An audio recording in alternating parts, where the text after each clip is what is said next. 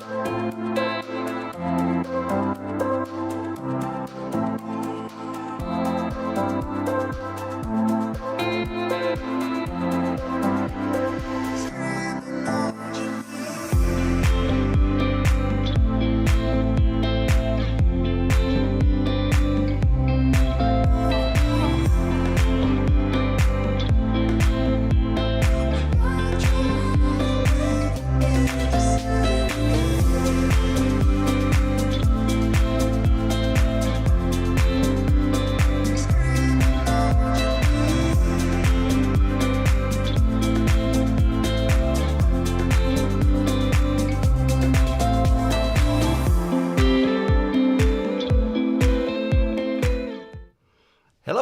how are we doing?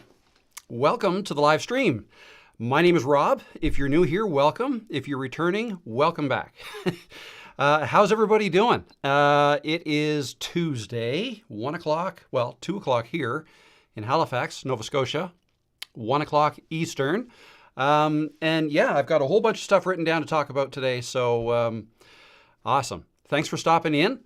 Let me know who's here. Also, right off the bat, I'll just say, if you have a question that you'd like me to answer at some point during this live stream, feel free to ask in the chat. If you could put QQQ at the very beginning and then ask your question, that'll help me perhaps not miss as many questions as I normally miss. Because we're growing, and that's awesome. It means there's a lot more people here, typically, from week over week. But that does mean that I probably can't get to all the questions. So, and that'll kind of lead me into this. Because of that, I have created a membership where people can join this channel. And as members, they get to participate in a members only live stream, which I haven't done one yet, but the first one is tomorrow. And I had been saying, we'll do one every 3 to 4 weeks. I think I've decided every second week we'll do one of those. Now that depends on how many show up tomorrow and whether or not you guys want to do that. I can't commit to every week for 2 live streams a week, but every second week is probably doable. So if you are a member of the channel, stop by tomorrow, same time, and it'll be members only live chat, and there'll be a lot fewer people and way better chances. Well, I will be able to answer every question, and it'll be more of a back and forth. Anyways, it should be fun. And I see some people have already tried to come up with names for that. I thought maybe we could call it the, Rob the Maritimer dock party or boat party or something. I don't know. I'm going to think of something to make it a little more fun, a little more different than these. Not that these aren't fun. I love doing these. I love doing these live streams. It's a way for me to connect with the people who watch my videos. And for those of you out there who are wanting to start your own YouTube channel or have started but are looking for ways to maybe increase the viewership, increase the views that you get, the subscribers that you get, doing live streams is amazing for that. Number one, it was really the thing that helped me more quickly get to my required watch hours to get monetized. Not that that's, the biggest thing you're supposed to try to achieve anyways, the monetization. That ends up being kind of anticlimactic when you get there. But anyways, it does that. But more so, live streams are another way to connect with your audience. So commenting in the comments below whenever you do a video and you make a video, it's a really good idea to ask your viewers questions or their opinions on things, or ask them what they'd like to see you make next in terms of a video. What topic should you cover next? And always get them to comment in the comments below, and that promotes engagement, right? If you get comments, I strongly advise, well, that's great, but I strongly advise that you then answer those comments. And if possible, answer the answer. You know what I mean? Keep the conversation going down there. And because YouTube loves that, YouTube loves that. That's engagement. That's the same, well, actually, it's probably more so. I don't know what the exact formula is, but when people like your video, when they subscribe, when they comment, those are all engagement. metrics. So yeah, engage with your audience. And when people leave comments, they are more apt to want to subscribe as well because, or especially if you respond to them, they just feel more connected. As they should, because you're connecting with them. But live streams is a whole nother level. And if you get in the habit of, at the end of your videos or the beginning of your videos, anytime in your videos, just remind people that you're going live once a week or however often you do it, once a day if you want. If people come to know that and you make yourself available to people, then they will more likely subscribe, more likely show up, and especially if you answer them in the chat and the comments. Anyways, it's all good. So I think this is a tangent. I wasn't planning on talking about this. I've got a bunch of stuff written down. That's not one of them.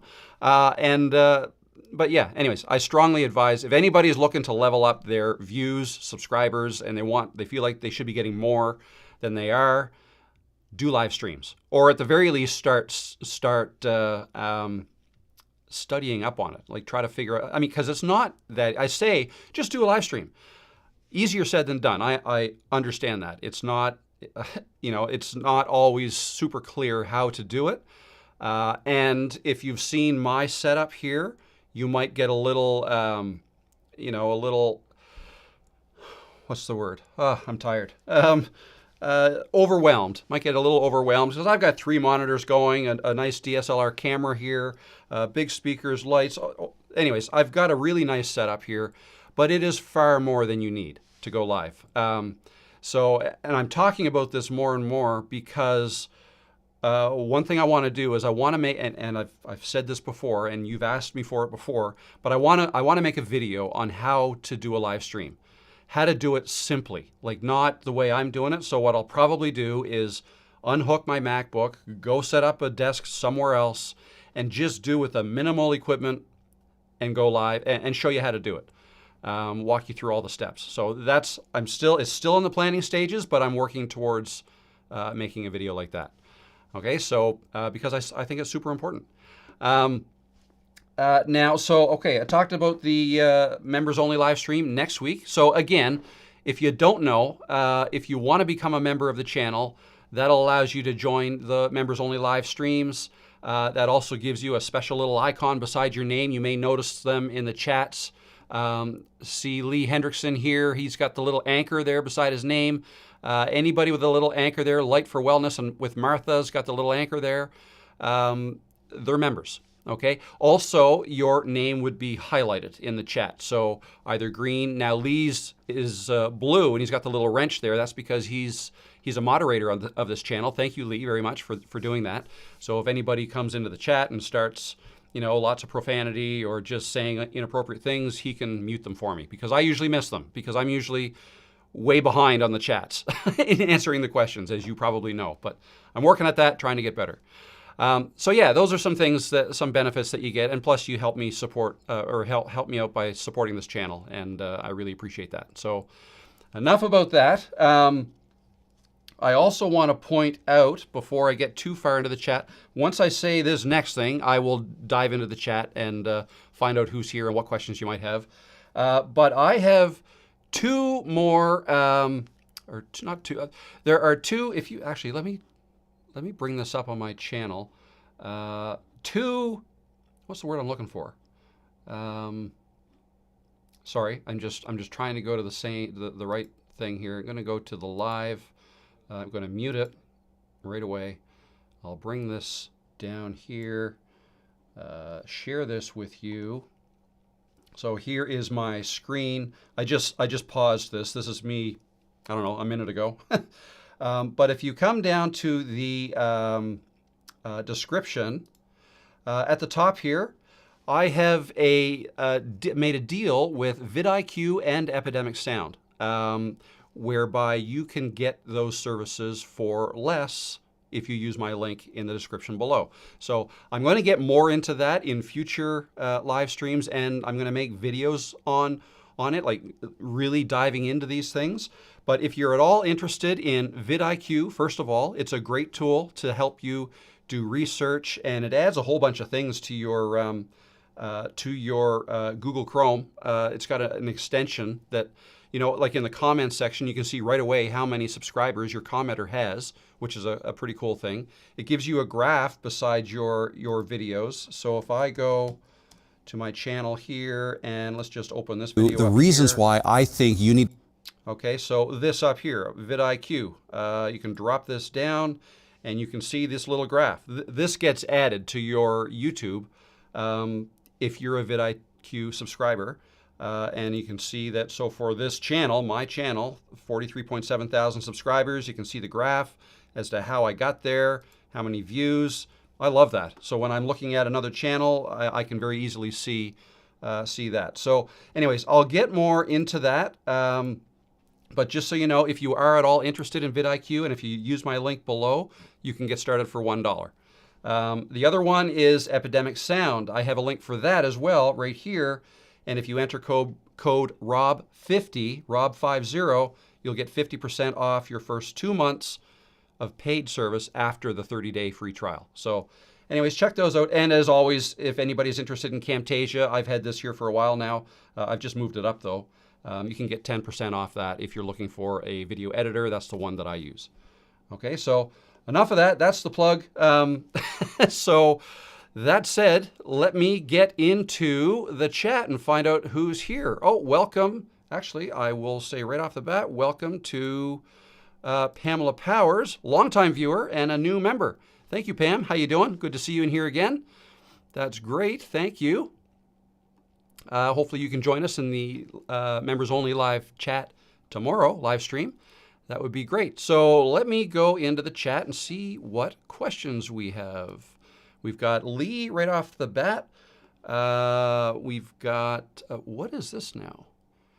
Lee just gifted 5 memberships. I don't know how that works. What is that? So 5, Lee, you just gave 5 memberships out to 5 different people? That's awesome. That's awesome. Thank you very much. I don't know exactly how that works. Do you get to choose who you give those to, or I'm just curious. I don't know how that works, but really appreciate that. Thank you. Building the membership for tomorrow's live stream. That's great. Okay, so let me get back to the questions live stream. The first question we had was from David T4. Should I have multiple videos ready to go before I launch my channel? If so, roughly how many? I would say no. It's not necessary. In fact, if you had several ready to go, I would still kind of space them out. But if you've done that, great. But I wouldn't let that stop me from posting my first video. Okay, if I have a video ready, I would post it. And then if it takes you a couple weeks to get your second one ready and posted, that's fine. That's the way I would do it. Just remember that every video stands on its own.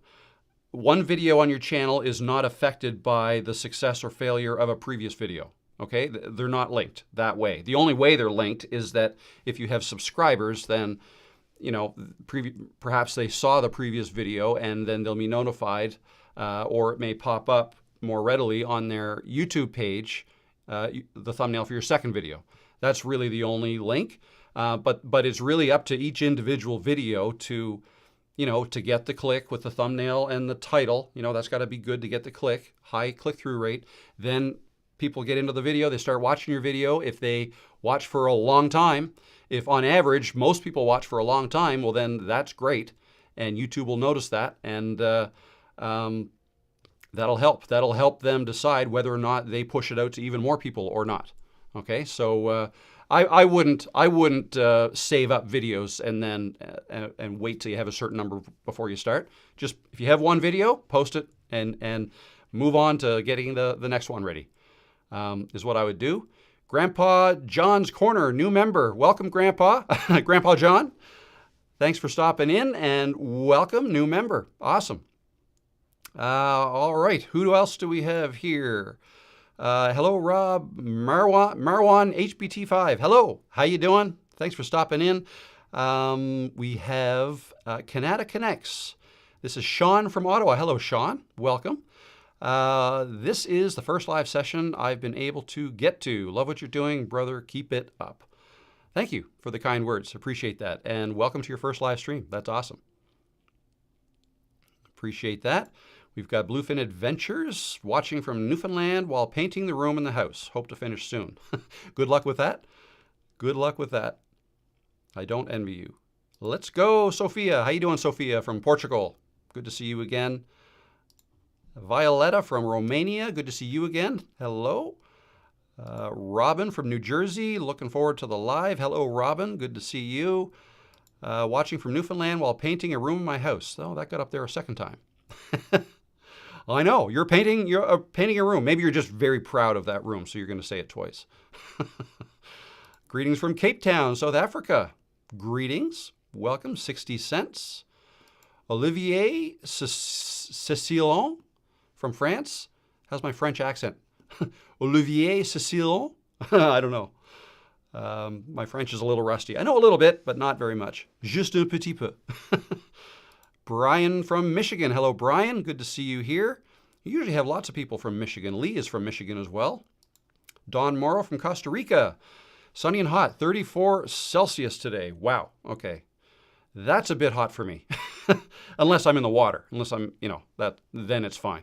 But other than that, that is hot. Incidentally, you know what? I actually saw that message before I came on live, and I wanted to do a little check with. I wanted to check today's temperature here. So I opened up ChatGPT because not everybody who watches my live streams speaks the same temperature language. We've got Celsius or centigrade and Fahrenheit. Okay. For air temperature, I'm used to Celsius. So I looked at my watch and I know it's 6 degrees here. So this is what I did. Let's share this with you. And I just thought this was interesting. I opened up ChatGPT. We can close that. And here's how my conversation went. And it always went this way. What is 6C in F? That's all I have to say. It knows what I'm talking about. And it's a 6 degrees Celsius in Fahrenheit is 42.8 Fahrenheit. Okay, so that's what it is here. The formula is blah, blah, blah, blah, blah. And it always tells me that whenever I ask. So I said, whenever I ask that, I don't need the formula. Thanks. I always say thanks. Got it. 6C is 42.8 F. Thanks. You're welcome. There you go. That's my little AI human. Not human, but I just thought that was cute, the way I had a conversation like that. So now if I ever come back, even if I start a new chat, I don't know, what is 34C in F? Because 34, I think that's what you said it is in Costa Rica. See what it says. Sorry. What is 34C in F? 34C is 93.2 Fahrenheit. So for you people who are in the United States and speak Fahrenheit, 93.2 is what Don has in Costa Rica right now. And if I remember correctly, Costa Rica is pretty humid too. So yeah, get yourself in the water, Don. Cool off. Alrighty. Back to the chats. Tractor Jackie from Oregon. How you doing, Jackie? Good to see you here. Hello from Greece. What's next? What is next? I've got a few more things written down to talk about. We'll get to those. We've got Interact in Georgia. Hello, good to see you. Rita in Toronto, Canada. First time to one of Rob's lives. Awesome. Welcome, Rita. I spent a fair amount of time in Toronto. I lived in and around Toronto for 7 years, 25 years ago, but that's where I went right out of university to work. But yeah, very busy place. I found it very busy. If you're from the Maritimes, from Nova Scotia, and then you go to Toronto, it's a big adjustment. But it was fun. Rock the Dots, good morning, everyone. Hello, Rock the Dots. That's a cool name. The Drakes, hello, everyone, from Michigan. Michigan again, that's 3 people from Michigan. Love the music. Yeah, I've been using that same music for the intro of these lives and the endings of my videos for almost a year now. And I still don't mind it. Usually I get sick of music, certain songs, but that one's still all right. So we'll keep going with it. That's a cool name. More Members Doc Talk. I like that. Nice music. Alan from North Carolina. Hello, Alan. Thanks for stopping in. Thawing in Calgary. Yeah, I bet. Is it still cold out in Calgary? Usually gets quite a bit colder in Calgary than it does here, but also hotter than here in the summer.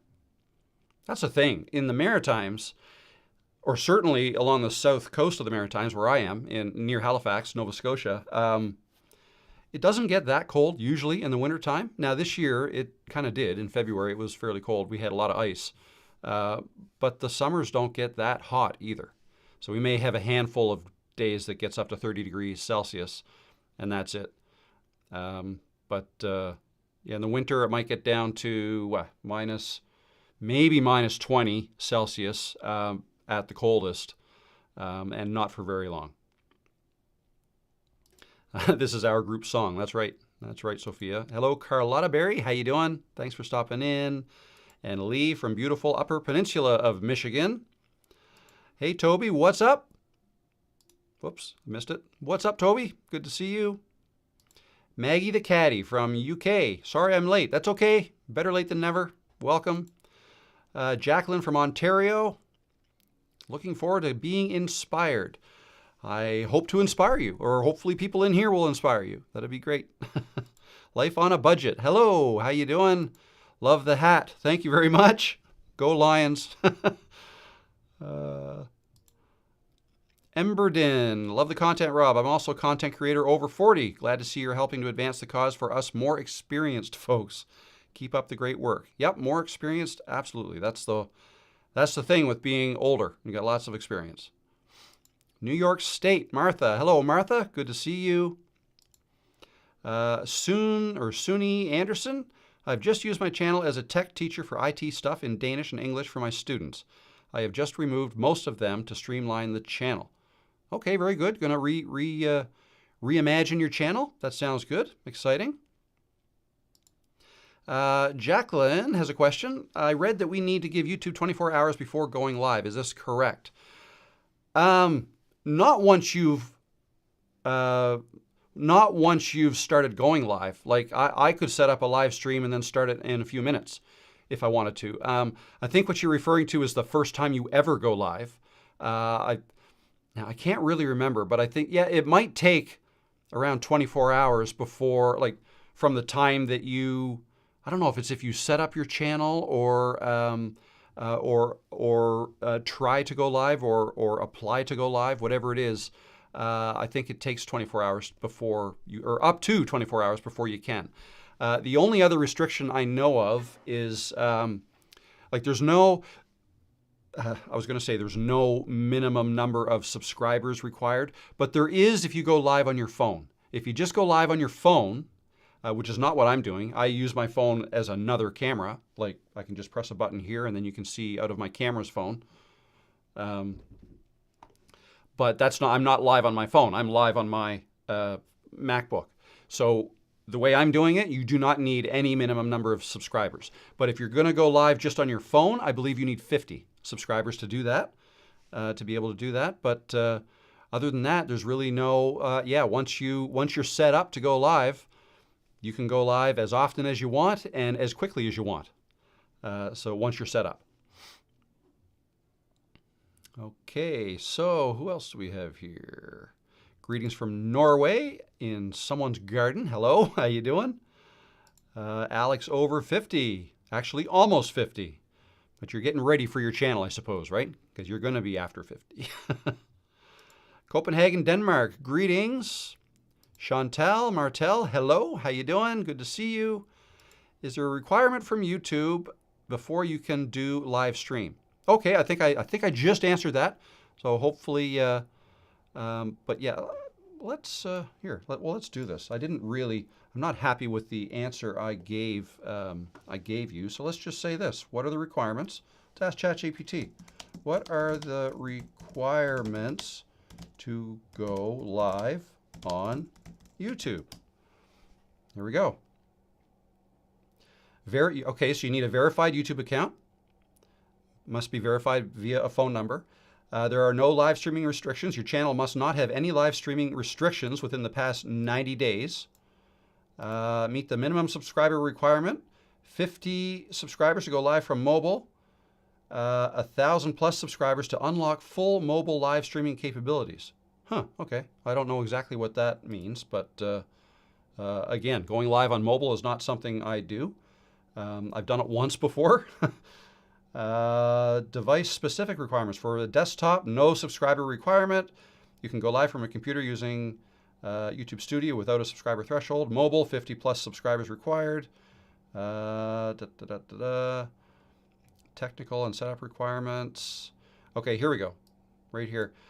You must enable live streaming in YouTube Studio. Okay, so you have to click somewhere to enable it.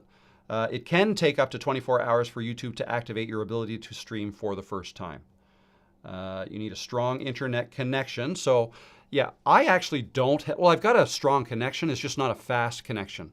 My download speed is great. It's, I want to say it's gigabit down. So, well, I probably get maybe 700 or 800 megabits per second download, which, but when you're live streaming, it's not the download you need, it's the upload speed, okay?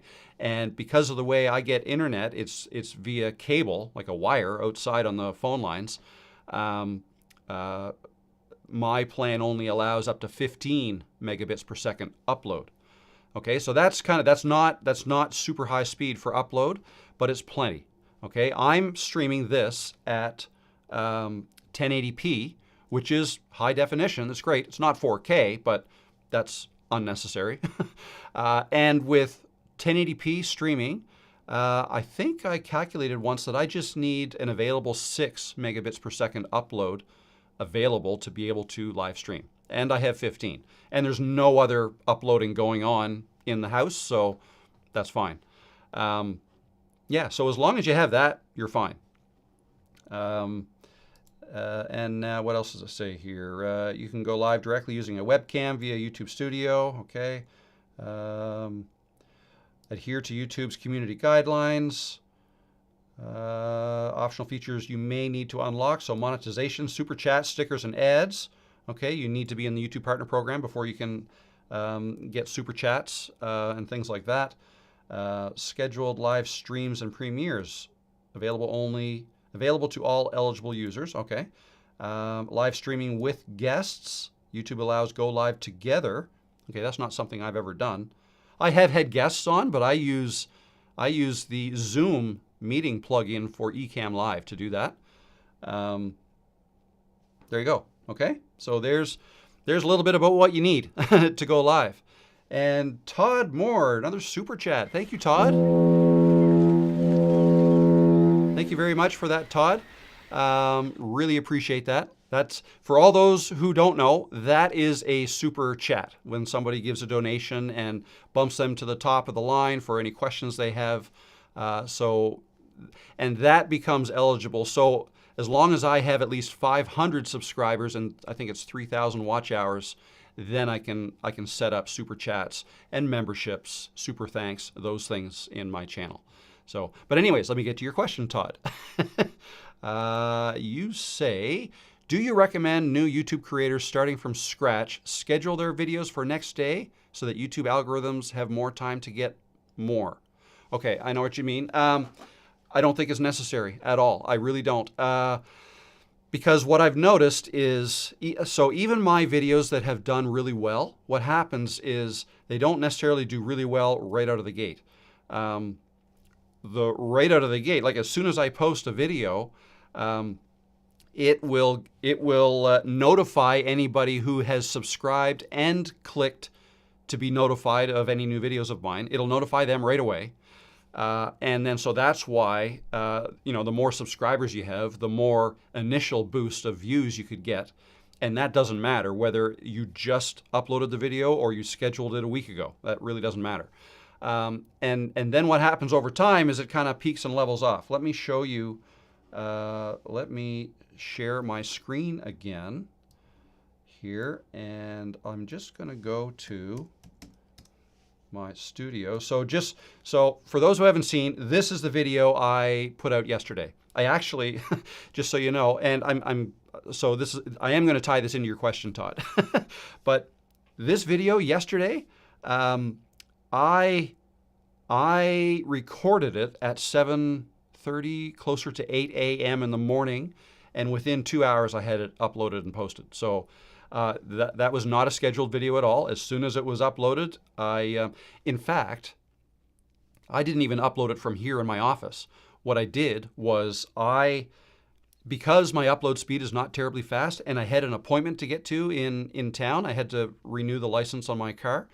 What I did is I grabbed my laptop once I had it all edited and the render finished, and I actually created my thumbnail ahead of time. I then grabbed my laptop and I jumped in the car and I drove into closer to where my appointment was, to a parking lot of a grocery store that I know has 5G plus connection. And that allows me to upload at 40 megabits per second, 40 or 50. I did a speed test and I could upload twice as fast there. So instead of waiting over 2 hours is how long this video would have taken to upload from here, it took less than an hour to upload there. So I uploaded it from my car. What I did was I opened up my laptop, set it beside me, I grabbed my phone, I turned on hotspot sharing, and I connected my laptop through my phone, and it uploaded through my phone through the mobile phone towers. That's how I uploaded this, and that's how I was able to get it out at around 10:30 a.m. my time. It would have been an hour later, and I would have missed my appointment had I not done it that way.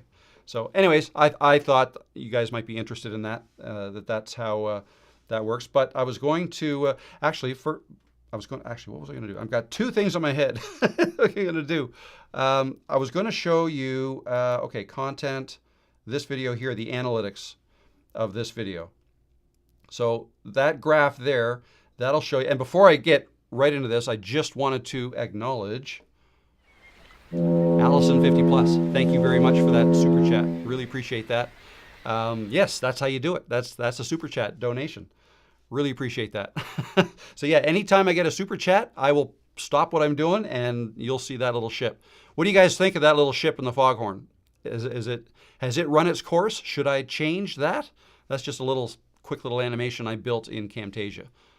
So let me know if you're getting tired of that one. Somebody once said that their dogs, I think, don't like that sound. So let me know. Anyways, yeah, thank you, Allison.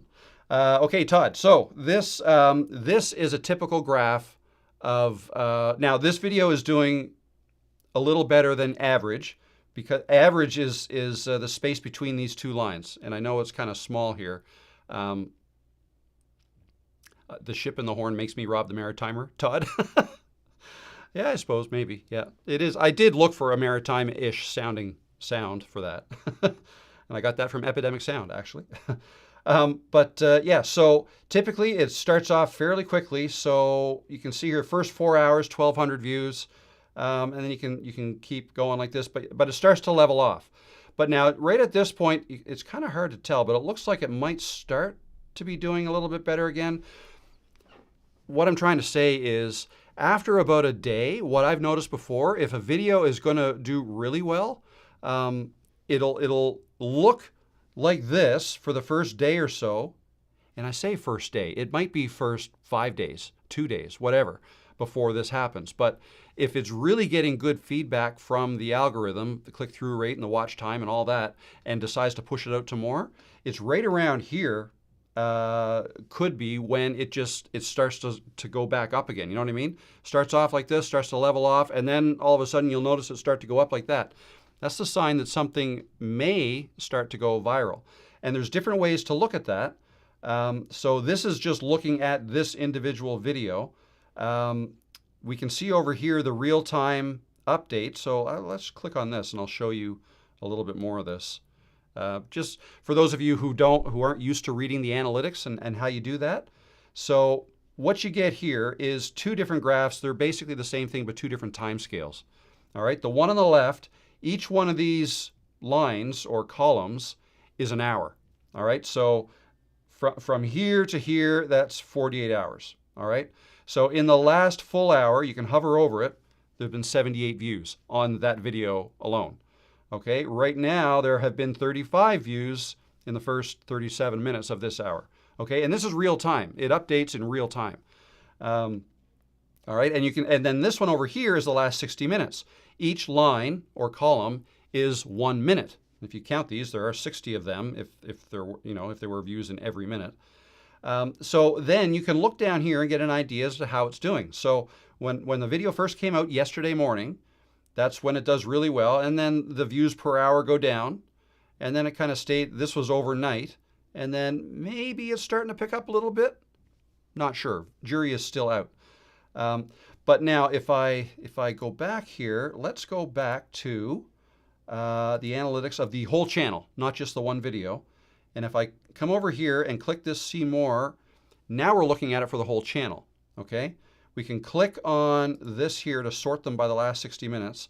And now these graphs are for the whole channel, okay? And below that, you can see for each individual video. So I clicked here, it's sorted on videos, number of views in the last 60 minutes. So number 1 is this current live stream. There have been 307 views in the last hour, and you can see it started, I don't know, around 45 minutes ago or so. Is that right? 38 minutes ago. And then each line being an hour, you can see right here that, the first line isn't completed yet. The next video is one that's been doing very well for me since I posted it in January 22nd. It's still getting 125 views an hour as of right now, the last hour. And then this one is, and then third is the one I did yesterday, the one I posted yesterday. So 61 views an hour, great.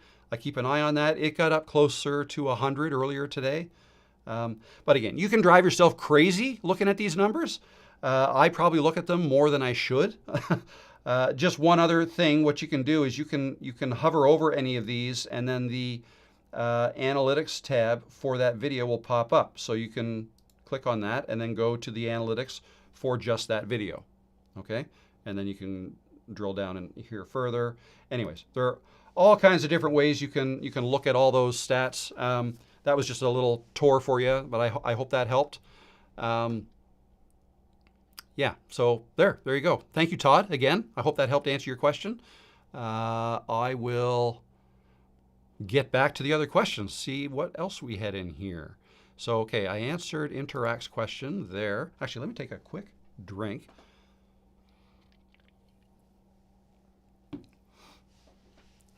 Okay. Incidentally, for my members-only live streams, when I do those, I'd like to somehow make it a little bit more relaxed. I don't know exactly how to do that. Dress for the beach, maybe make myself a rum and Coke instead of these energy drinks. Who knows? I like that idea, though. There's nobody telling me I can't drink on this job, right? Is that okay with you guys? If I bring a rum and Coke or a gin? Okay. Here's a question. Alex, have you tried doing a live from a location, reporter style? Doable with just one person? Follow comments easy? Okay, yes, I've done that once. It wasn't a location with other people. I went to the beach. And actually, if you go, no, wrong button. If I go back here, I'll show you where you can see it. Let's go to the dashboard. No, content. Go to my live streams, and I'll be able to see what it looked like. Just got to scroll way back. November? No, it was before that. So all of my live streams are logged here. There it is. Well, that was my test one. So look for this, and then live outside. Okay, so actually, if I click on that, click here to view it. Yeah, I had some hiccups. Oh, I'm not playing. Yeah, I was out at the beach. No, I'd have to look that up as to what phones have that. There you go. If you're looking at cameras.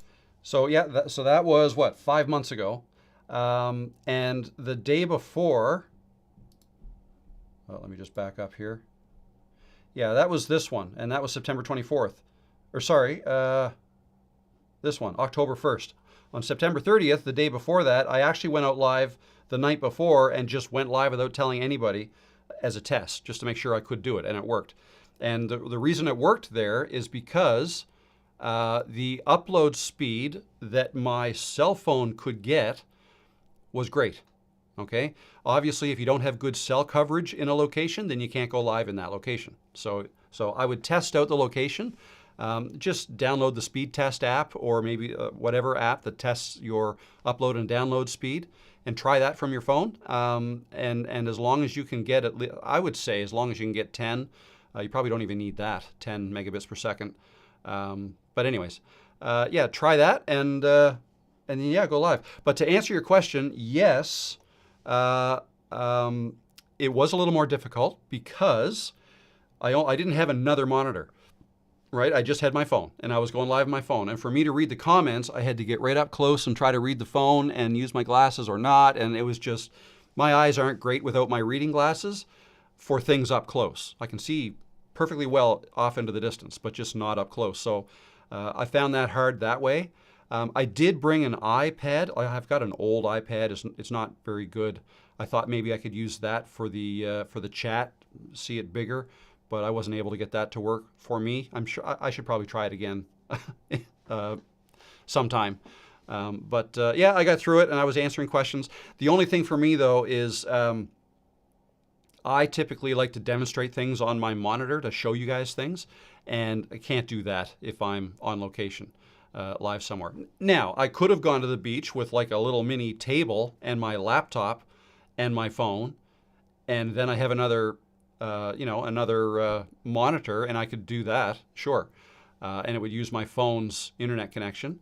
And yeah, maybe I'll do that sometime. Anyways, it is doable with just one person. It's just that there's a bunch of things to look at. I find it hard to look at the chat. Quite often, if it's two people, it's a little bit easier because the one person can talk, and meanwhile the other person could say, "Oh, you missed a question here. So and so said this. Can you answer that question?" Right? So a second person would make it easier.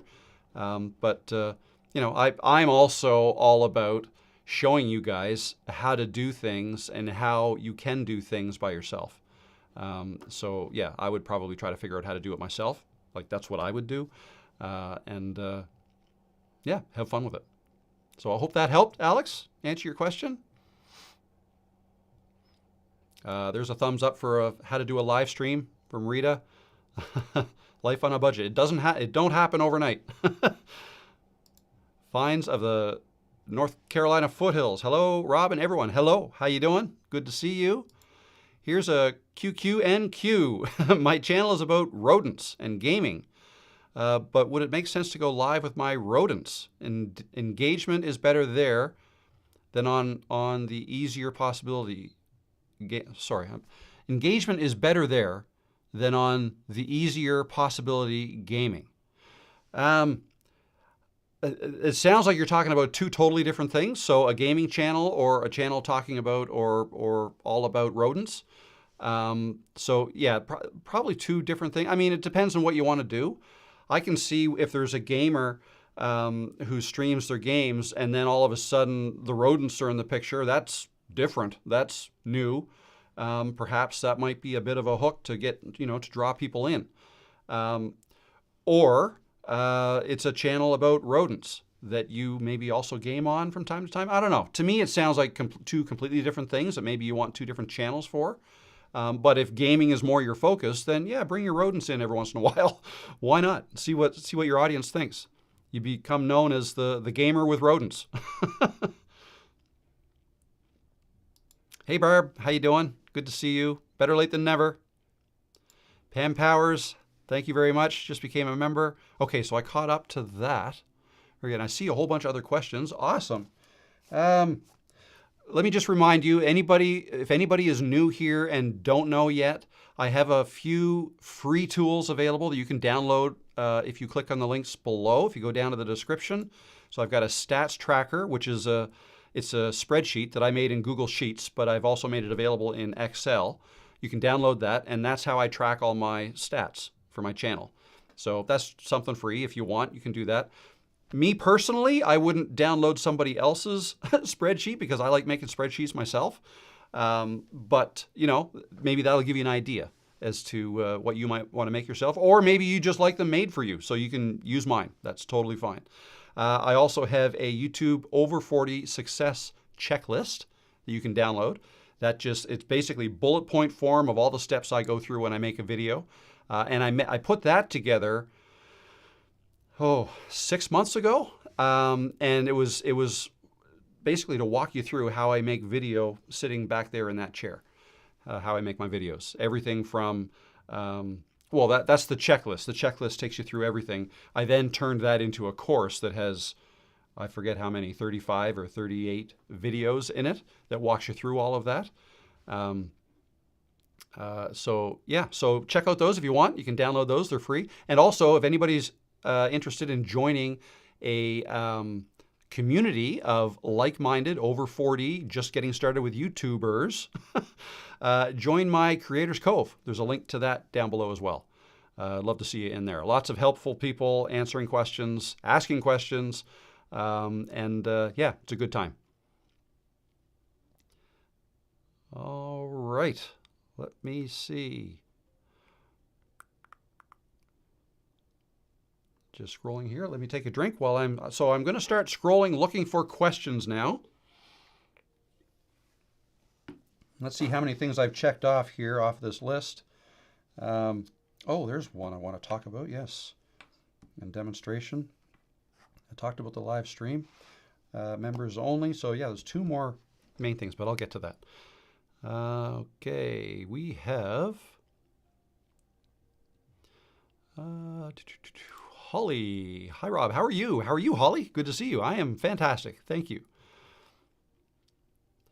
Ghetto Fortnite. Gifted. Yeah, I don't know how this gifted membership works, but that's awesome. Thank you very much, Lee. You have to let me know how you did that. Okay. Thanks for being down to earth and encouraging. No problem. I just trying to be myself. That's the easiest person. And let that be a lesson to anybody trying to make videos, talking to a camera. The easiest person in the world to be is yourself. It's a whole lot easier being yourself than trying to be somebody else. I've learned that the hard way. So now this is me. This is me. Talking like I'd talk to anybody. DJ Mikey Mike, started watching your channel yesterday. You put out some great content. Thank you, Mikey Mike. Appreciate that.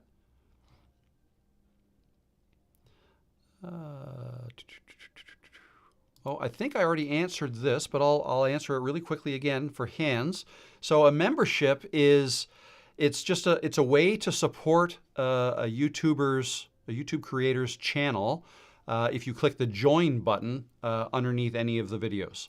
Okay, there's a join button over to the left. It just says join. You can join there, and you would pay a monthly fee to become a member of the channel. And then there are certain benefits that you can get from that.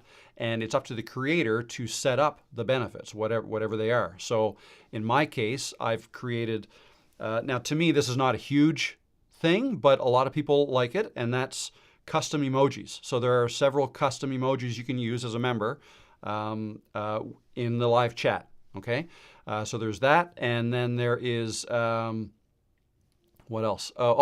You get a custom icon next to your name, and it's an anchor. And I've got different colors of anchors depending on how long you've been a member. So anybody you see in the chat here that has that little anchor. I'm just looking up here, Light for Wellness with Martha. There's the little black anchor on a white background. So that you get that next to your name, and the color changes the longer you've been a member.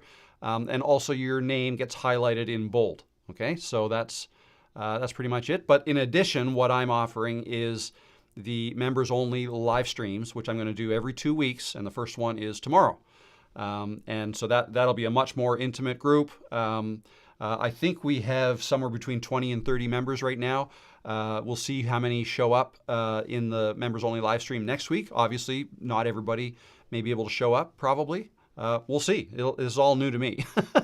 But yeah, I'll be able to answer more questions. All the questions I anticipate being able to answer. So yeah, there you go. That's what that is. That's what the membership is. And there's no requirement. You don't have to join. You can still, the only content that I would provide that you wouldn't be able to see is the members only live streams. Now, I could also upload videos that I only make available to members. I don't currently plan on doing that, but that is something you can do if you ever decide you want to set up memberships on your own site. Okay. I hope that helps. Debbie Ryan has a question. Should your very first video be 15 or 20 minutes long? Is 5 or 10 minutes acceptable as an introduction?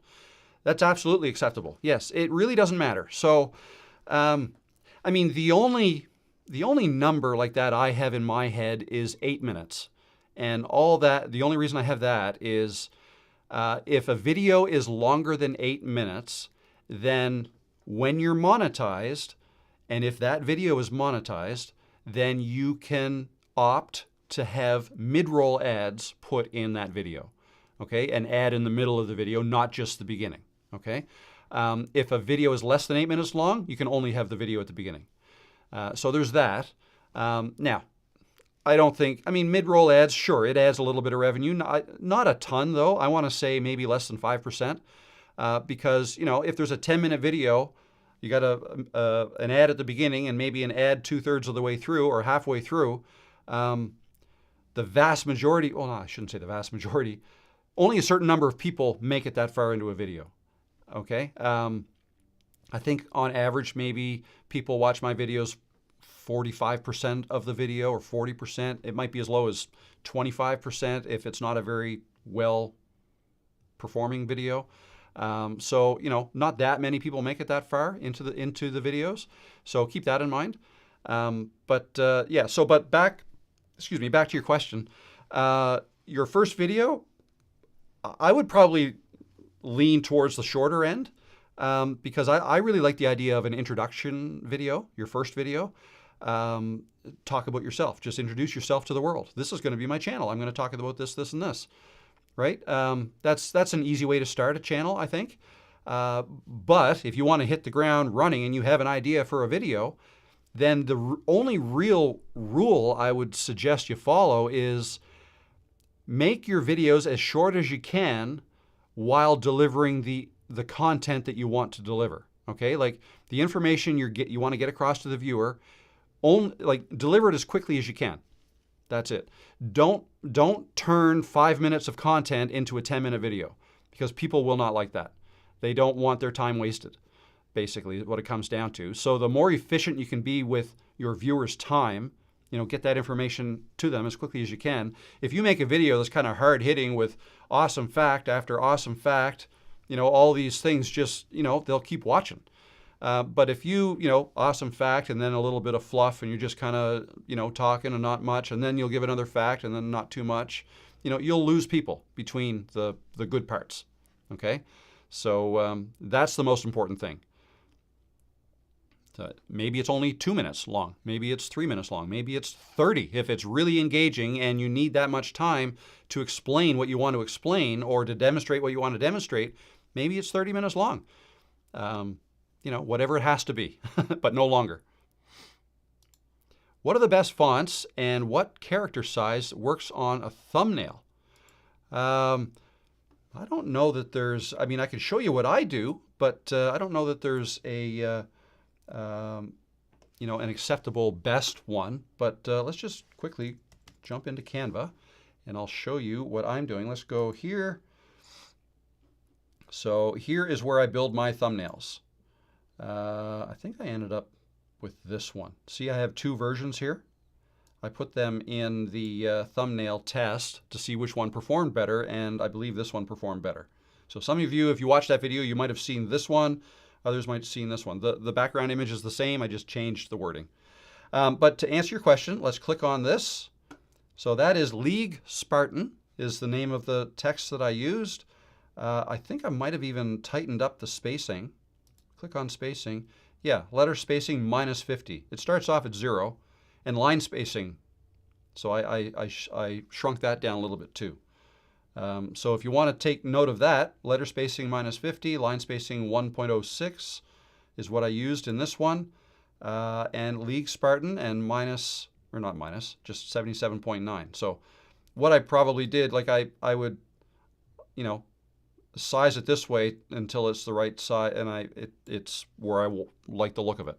Okay, and now I'm just going to Control Z to go back to what it was. And yeah, and the only other thing I did to this, so I used white text, but since white alone, you know, might be harder to see on a light background, I add a bit of a drop shadow. And in this case, I didn't add it as dark as I usually do. So let's just go up to effects, and you can see I used shadow. The offset, I have it set to 50. Direction, minus 45. I think that's standard. So minus 45 degrees down the angle like that. And transparency is 40%. So I can make it darker if I went up like that. Let's put it back to where I had it. Yeah, so that's what I used there. So that's 77. That was the same. Click this one. That was 73, but still League Spartan. 70 or 83 there. That was a little bit bigger. Okay, that one was even bigger. 83, same. 83. 83. Okay, that's 83, but then that's 110. See, I just made that one a little bit bigger. So, there's no right one. I mean, thumbnails are, it's an art, it's not a science. Okay, there's no one right way. There's a way that I like the look of, and there's a way that other people like the look of, but, it's a personal preference kind of thing. There are some rules of thumb to follow, like I always make the thumbnails real small, like this, trying to mimic what people are going to see if they see my thumbnail on a mobile phone. It's going to be small, right? So I want to make sure they can still read the text that I put on it. So it's not too late. That's a little hard to read, actually. It's a little hard to read. I could have put a black background around it or behind it, and I may do that next time. So yeah, that's and if you notice here, I've got all my thumbnails in here. There, I experimented with different colors. But for the most part, make the text big enough so that people can see it when it's small. Okay, and also I like to keep text away from the lower right corner. I like to keep text away from there because thumbnails are displayed differently depending on what device people are looking at them on. And in some cases, you've got, the length of the video is displayed right here. YouTube will put 30 minutes right here. And if the thumbnail is really small, that 30 minutes might take up, a good chunk of the area. So, that's why I stay away from that side. In fact, you'll notice a lot of times I also put the text over to the left. Okay, like in this one here, I've got the text over on the left and myself on the right, just because I want to make sure that the text is not covered up. Okay, and it's also not at the very bottom because in some cases the title is overlaid on the bottom of the thumbnail. Okay, so I try not to put it on the bottom and certainly not the lower right. All right, so there you go. Some tips. I guess to answer your question, Martin, what font? Any font that's simple. I like, and again, it might be a personal preference, but I like simple. I don't like, fancy brush script type of fonts because they're harder to read, especially when the thumbnail is small. So, yeah, I hope that helped. Hello, Spain. How you doing? Patty, first time watching live stream. Welcome, Patty. Good to see you here. Allison, mentioned you in my video today. Thank you, Allison. Appreciate that. I'll have to go try to find that. Northeast PA. What's that? Pennsylvania, I think. Mikey Mike. Hey from Saskatchewan. Mama's running a marathon. Good for you, Mama. Awesome. Awesome. I did a half marathon last year. I've done several, but I thought maybe by the end of the year I could do a full, but no, I don't think I'm built for that. Half is about as far as I'm going to go. Live, Love, Laugh from New York. Welcome. TGM Forum, forgot to say the UK. Awesome. Very good. Amsterdam, the Netherlands here. Second live. Cooking dinner. Awesome. Ciao from Italia. Welcome. Ciao. Hi from Argentina. This is awesome. I think these lives are so cool because you get to meet people from all over the world. I love it. It's cool. The Drakes have a question. We used a lot of your tips for our last video and got a lot more views. Awesome. I'm glad. I'm glad you didn't get a lot less views. Question. For weeks, we're unable to record Do you recommend repurposing previous content into shorts, etc.? So my take on shorts. So yeah, you can have content ready to post. I'm not a huge believer in, I shouldn't say I'm not a believer in shorts, but if your focus is on the long form content, I would typically suggest you just stick with that. If you have some shorts, then fine. And if you are not able to put out a long form video, then yeah, sure, put out a short. That would be fine. See, a lot of people try to use shorts as another way to generate more traffic to a channel. I've not seen much success doing that myself, a little bit, and I kind of went over it last week in last week's live stream. I kind of walked through my stats of my shorts. I haven't made a short since I want to say October, somewhere around then, September, October. That is certainly something you can do. But a better thing to do if you have time would be to have some long form videos ready to go for when you're away, and maybe make them shorter. Just make them simple, just so people don't forget you. Like if you normally post weekly and you're gone for 2 weeks, then try to have 2 extra videos ready and schedule them 1 a week, even if they're just short. Or just make 1 and in that video say, we're going to be away for a week, so there won't be a video next week, but I'll see you in 2 weeks, right? Another thing you could do is use the community posts section of your site to let people know. I've been using that a lot more lately, as some of you might have noticed. If I'm going to be late with a video, or if I'm not going to be able to post one on a day I usually post one, I'll make a post and I'll say, sorry guys, there won't be a video today. I'll see you in a couple days, right? I think that's a great way to keep, it keeps the conversation going, and it keeps your viewers in the loop. So anyways, that's my suggestion there. Okay, I'm going to start scrolling a little bit quicker to look for questions. Cape Town, hi from Canada. Here we go, a question. When making a video where you want to reference another channel as you found good info there, how do you go about that? Can you just state that you linked the video down below in the description? Let me just, I'll answer that, but first I'll just recognize Reimagined by Jacqueline is a new crew member. Welcome, Jacqueline. Thank you for signing up, and hopefully we'll see you in tomorrow's members live stream. Awesome. So your question, how do you go about referencing another one? So the way to do it is you in the description of your video, you would link to them.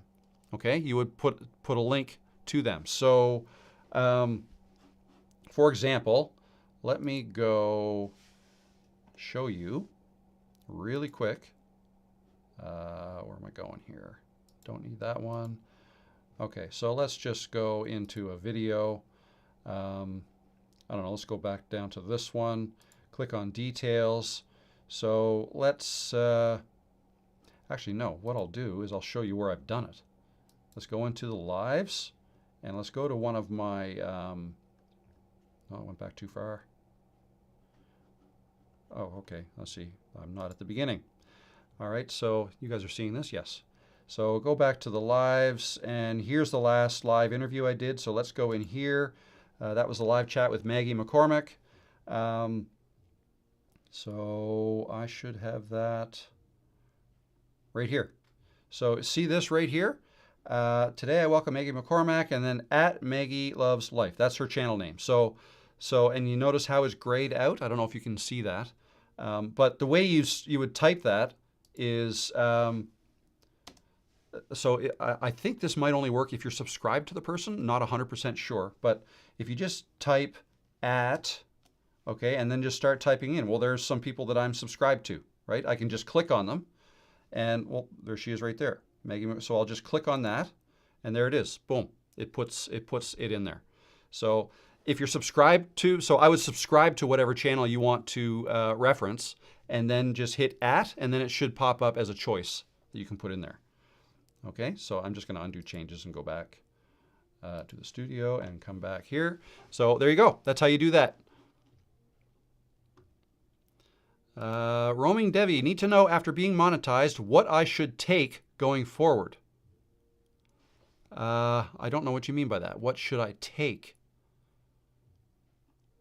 What could you mean by that? After you're monetized, what should I take? I'm sorry, I don't know what you mean.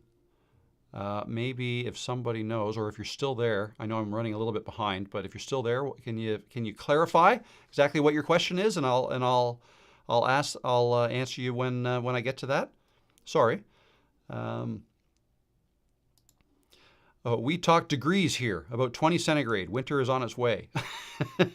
Well, degrees, yes, but Fahrenheit is also degrees. It's degrees Celsius or centigrade and degrees Fahrenheit.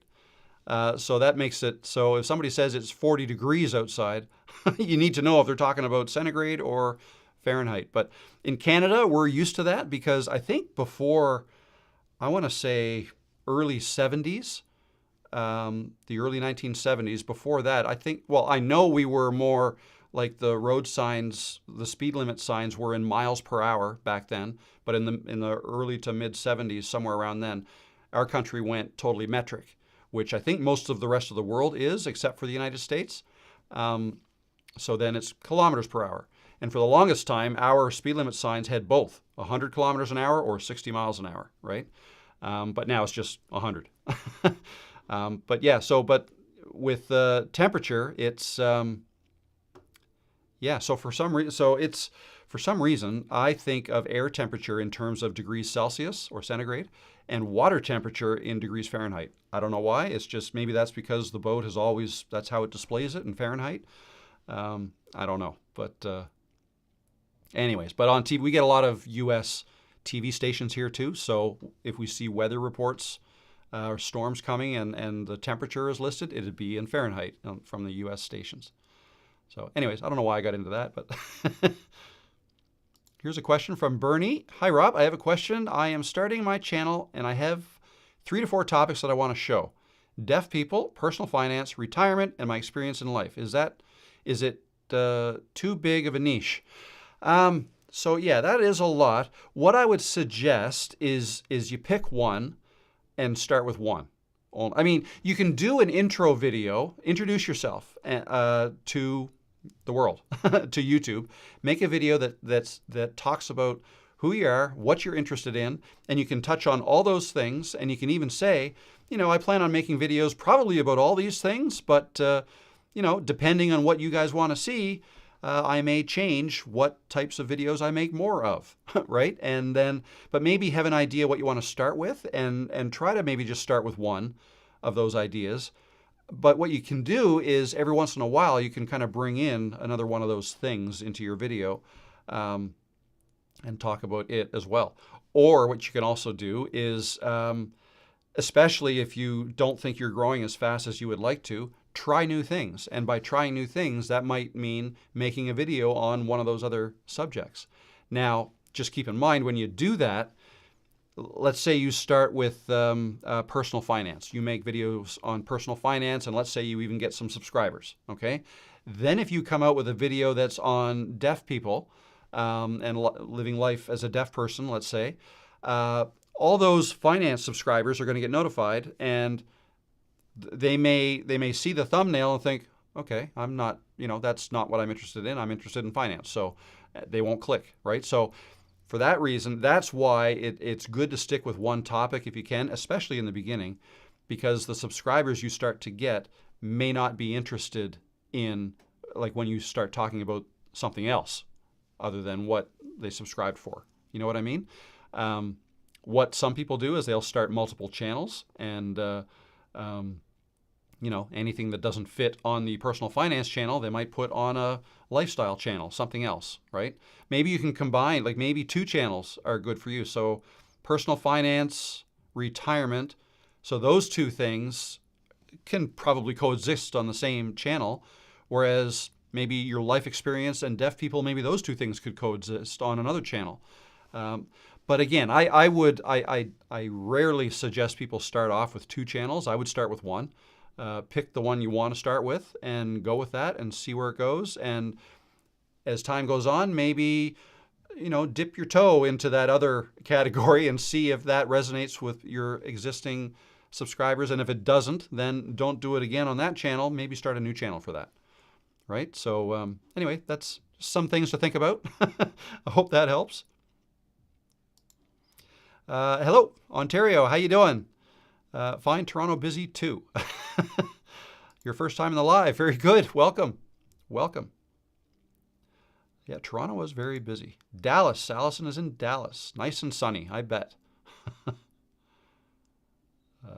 Jane from BC. Hello, Jane. Good to see you. I skipped right over a question. What is the intro music you use? Okay, let us go. It is Epidemic Sound. Again, if you're interested in an Epidemic Sound account, there's a link below. You can sign up and you get 2 free months. But I'm just going to type, because I know the title.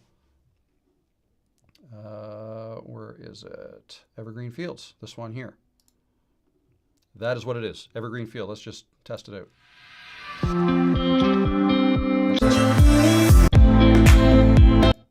That's what I use, Evergreen Fields by Tape Machines, and it's available on Epidemic Sounds. So there you go, that's what I use, and I've been using it for a year. Now, so people often ask this, well, what if I sign up for Epidemic Sound and I download some music and I put them in my videos? What if I then cancel Epidemic Sound? I've already downloaded the music, can I use it again? The answer is you can use anything you've downloaded from Epidemic Sound as long as you are a current member or have a current subscription with them. So no, you would not be able to use it in a new production, a new video you make after your subscription has ended. But anything you made while you had that subscription, right? Any video you made can continue to exist forever.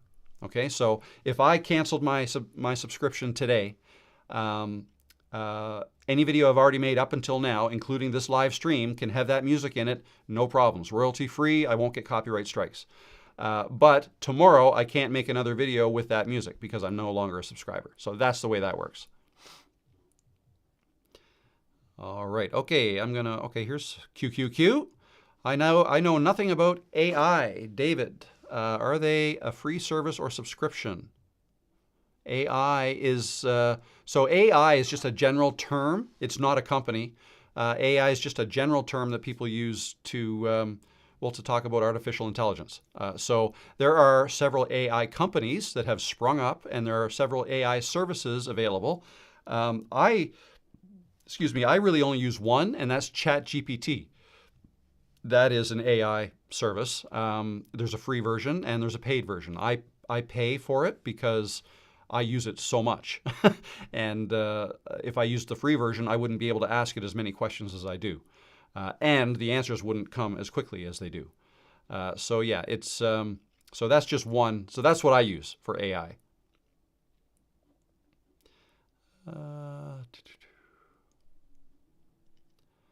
Okay, here's another question. I'm doing this challenge on my channel right now where whenever I reach 200 subscribers, I will start doing a weekly live stream. I'm currently holding at 135.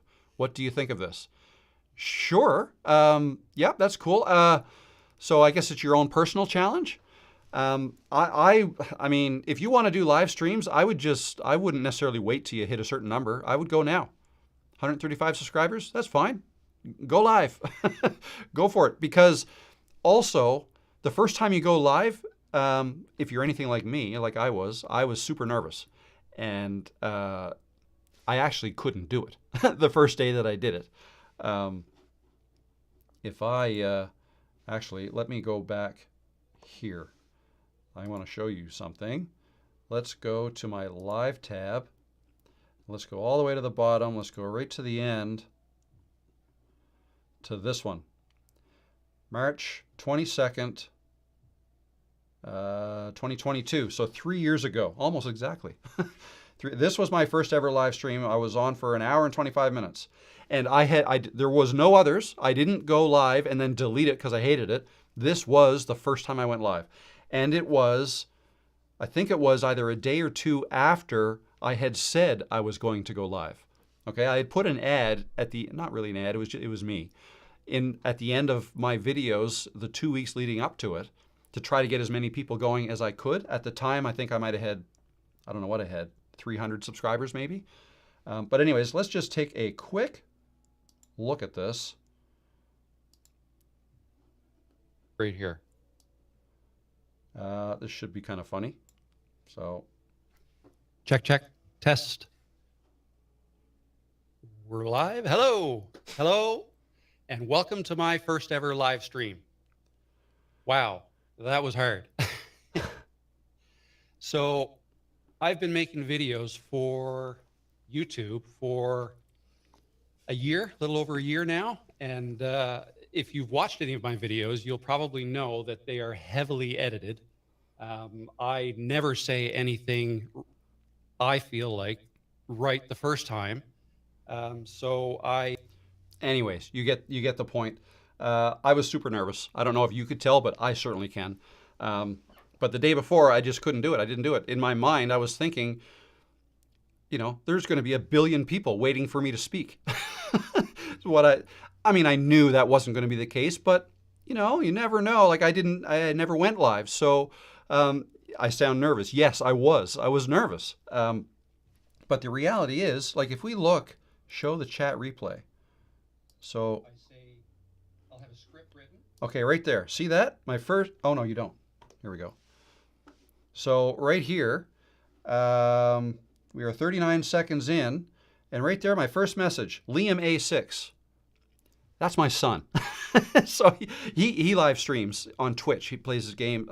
Actually, he's moving over to YouTube too. Actually, I'm going to bring him in to one of these live streams, and you can see Liam and I chatting, myself and my son, and talk about the differences between, my generation and he's 26. So we're going to do a live stream one of these days, and my daughter and I are going to, and she's 22.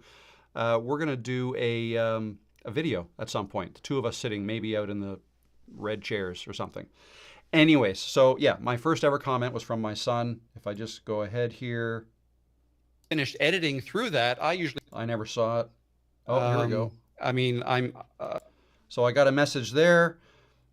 That was out of the blue. I don't know if he was a subscriber or not. I don't remember. But anyways, yeah, I was super nervous. My point is, or I guess my main point to stress is that when you go live for the first time, just have something ready to talk about. I had a demonstration ready that I was going to talk about. I had probably a sheet of notes like I do here for today, ready to talk about, and a demonstration ready to show. Okay, so and I was doing video editing tutorial videos at the time, so I had something ready to show how to do. Okay, so if you're prepared, just go live, talk. You'll be nervous, but then a year later, you'll be able to do what I just did and look back at it with whoever's following you at the time, with you guys, and laugh about yourself, right? I got no problem laughing at myself. Life's too short. Why not? Like, laugh. That's my motto anyways. Just got to do it. So, yeah, don't wait. I wouldn't wait till 200 subs. Unless you've told people that, once we get 200 subs, I'll go live, but I don't see any reason why you have to wait. Go for it now. Eugene, I posted a video and only got 30 views and 100 impressions. In the past, I got 200 to 300 views, and the impressions were 2,000 to 5,000 per video. What do you think about YouTube not pushing the video?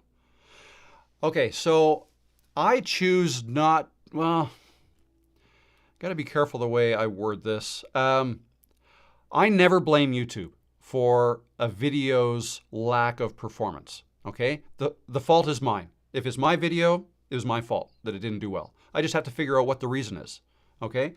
YouTube is not out there saying, okay, I'm going to penalize this person because, they're a small creator or they're a big creator or whatever. They've had enough success, but I'm not going to give them success now. It doesn't work that way. So what you really have to do is look at your video, like dive into your videos and try to figure out why it's not performing well. The answers are probably there. Look at your click-through rate. How is your current how is your current click-through rate comparing to when you were getting 2,000 to 5,000 views? And also look at those 2,000 to 5,000 views. How quickly did you get that many views? Like if you made that video 5 years ago, maybe it took 5 years to get that many views, right? I'm guessing not. I'm guessing you probably know. You feel like they're not growing as fast as you have been before, and that totally could be. But there's probably a reason. So did you change the type of videos you're making? Has your audience changed? Did you take a long break and now you're making videos, and maybe a lot of your subscribers, although they're still subscribed, they may not even be on YouTube anymore, right? Or their interests may have changed. So they're not interested in the same things they were interested in before. So that can change. Maybe what you were talking about is not as current anymore.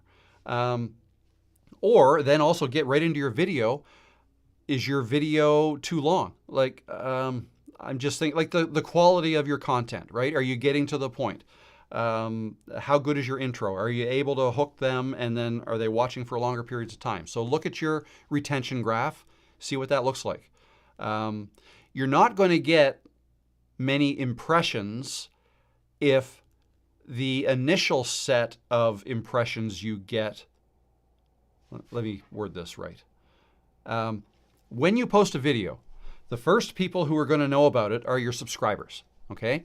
Some of your subscribers have subscribed and have also clicked to be notified when you come out with a new video. Not all subscribers do that, okay? So the subscribers who don't do that, they may not be notified. They may just, your thumbnail may just pop up on their YouTube home screen. But if they're subscribed to 200 channels, your thumbnail may not show up. It depends on what they're interested in and what they look at most of the time. If they always watch your videos, well, then your video will likely pop up on their home screen. But if they chose to get notified, then they'll be notified of your video, okay? So YouTube is going to measure how well your video is doing with that initial set, with your subscribers, okay? That's the first batch of people who are exposed to your new video. Depending on how they react to it, are they clicking your thumbnail, right? If they're not clicking it as much as they used to, then your thumbnail or your title aren't doing their job. You need to try to get better at those. Okay, if they are clicking and they're getting into your video, but they're leaving almost right away, then you probably have to do better with your introduction. Get to the point as quickly as you can. I say that. I know I didn't yesterday. I think I was a minute and a half into the video before I started with the actual content. So it's a thing, right? It's something you have to play around with. But yeah, if people are dropping off quickly and not sticking around, then try to identify where they're dropping off. Is it in the beginning? Is it partway through? Is your video too long? You know what I mean? So these are the things you need to look at and try to figure out why your video is not performing like your other ones used to. Okay, and the answer is probably there somewhere, and just try to get better at that. And maybe the subject of your video is different than what your subscribers are interested in. All right, maybe you've changed what you're talking about. So there's all kinds of different things that could do it. But it's certainly not, try not to fall into the trap of thinking YouTube is against you, or, you know what I mean? So the thing that makes YouTube push your video more is your video having success with your subscribers first. Okay, that's the way it works. Okay, so and I just saw Lee Hendrickson gifted 5 Rob the Maritimer memberships. Awesome, Lee. Thank you very much. What does that mean? Does that mean you bought 5 memberships and you sent them to 5 different people? I'd be interested to know how that works. If so, thank you. That's awesome. You're growing the membership. Very good. Very good. Awesome. Okay, so next question. I think I answered this one from Todd already. When a new YouTuber creator from scratch, do you recommend scheduling? Oh yeah, I answered that one from Todd. Yep, thank you, Todd. Have to leave soon. So unfortunately, maybe you've already left because this was probably half an hour ago you asked this. Have you tried OBS? Yes, I have. I didn't see videos on your channel about it. No, that's right. So I have used it. In fact, that first time I went live was with StreamYard. I've used them. And then about a year ago when I started these weekly ones, the first few were with OBS. It's just that I like Ecamm Live. I like it better. I know OBS is free, and Ecamm Live was $20 a month. And in fact, now it's $40 because I upgraded so that I could bring in people. The Zoom for Ecamm plugin is only available for the Pro version, but I love it. I love it. It's just OBS makes it very hard to display chat messages like I'm displaying yours right now. There was kind of a janky way to do it, but it didn't always work for me. It's open source, right? So there could be glitches here and there, and I just found it not very user-friendly. Whereas Ecamm Live, I find very user-friendly. I still have OBS on my Mac, and I actually still use it to record my screen, but not to go live. I like Ecamm Live. All right, so... Oh, you mentioned my unedited video on your video today. I'm going to write that down. Allison, 50 plus. I'm going to go check that out. Thanks, Allison. Knocking on the door of 60. Anybody answering?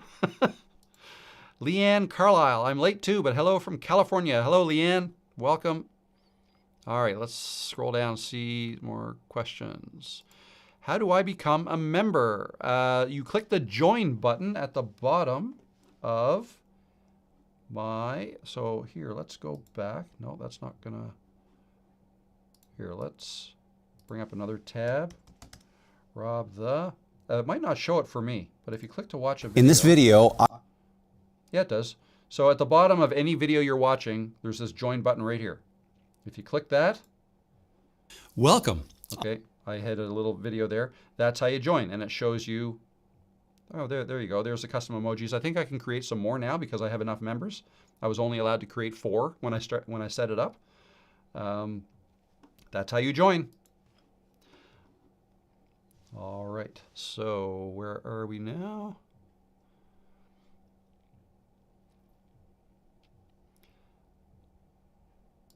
Loved your unedited video and mentioned it in my... Okay, I saw that, yeah. I'm a little bit behind on these chats.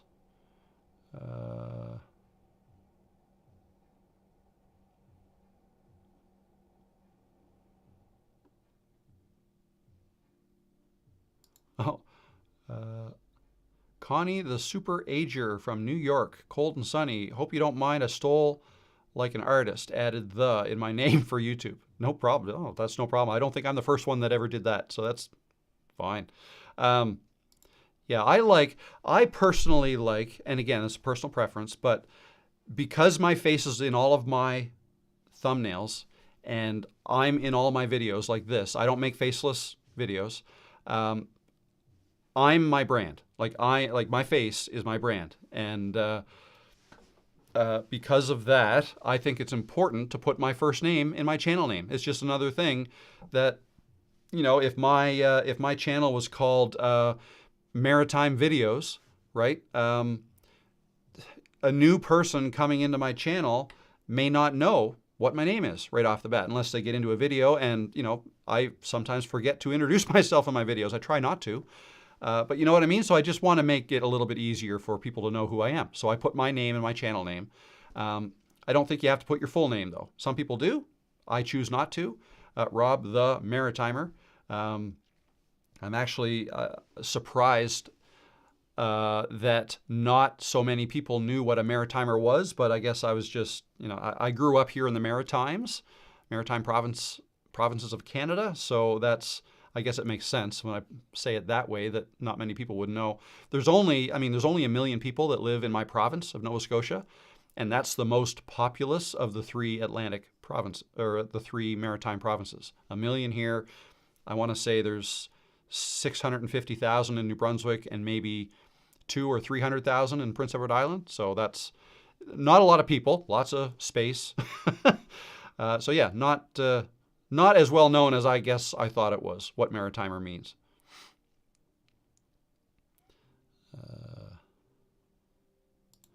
How can I grow my channel? I've got a passion for guns and shooting sports. How can you grow your channel? Make good videos. That's all it is.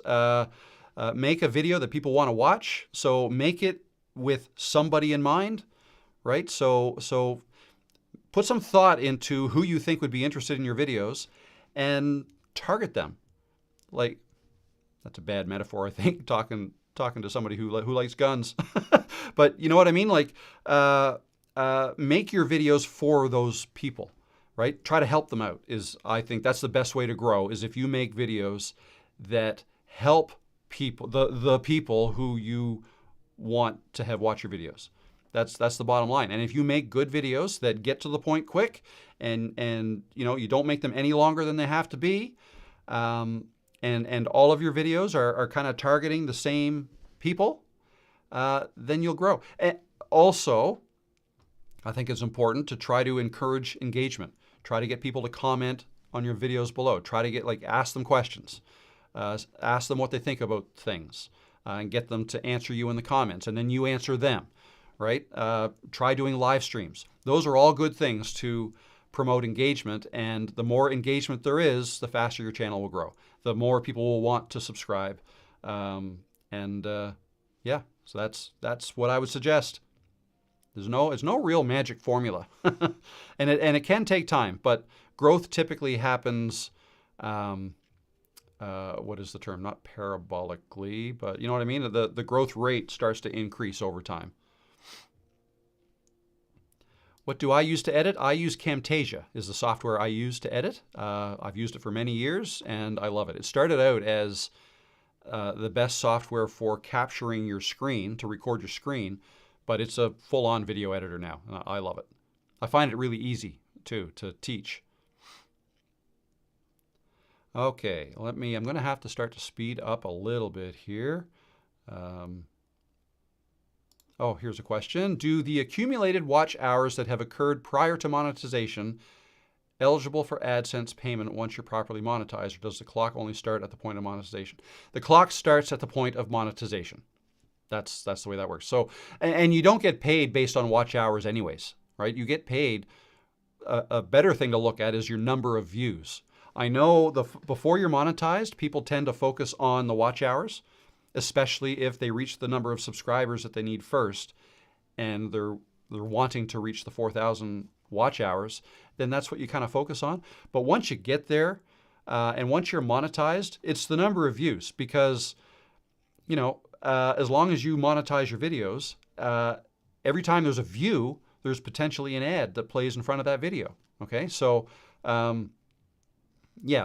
any video you make before you're monetized, YouTube may or may not have put an ad at the beginning or in the middle of those videos, but that's their revenue, not yours. And they keep it. You only start earning part of your share from monetization onwards. And some people get upset at that. Oh, how come they're making money off of it's my video? They shouldn't be able to make money. Well, guess what? You're hosting your video on their servers, and they are a business, right? So it's free video hosting, but it's free video hosting with a catch. They get to put ads on your videos. So that's the way you should look at it.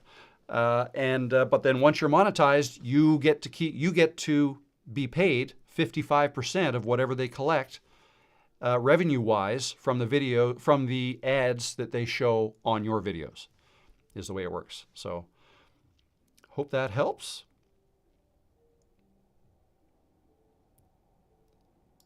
Hey, Rob, have you ever worked with an SEO specialist? If not, how do you plan SEO again in your videos via description, title tags, etc.?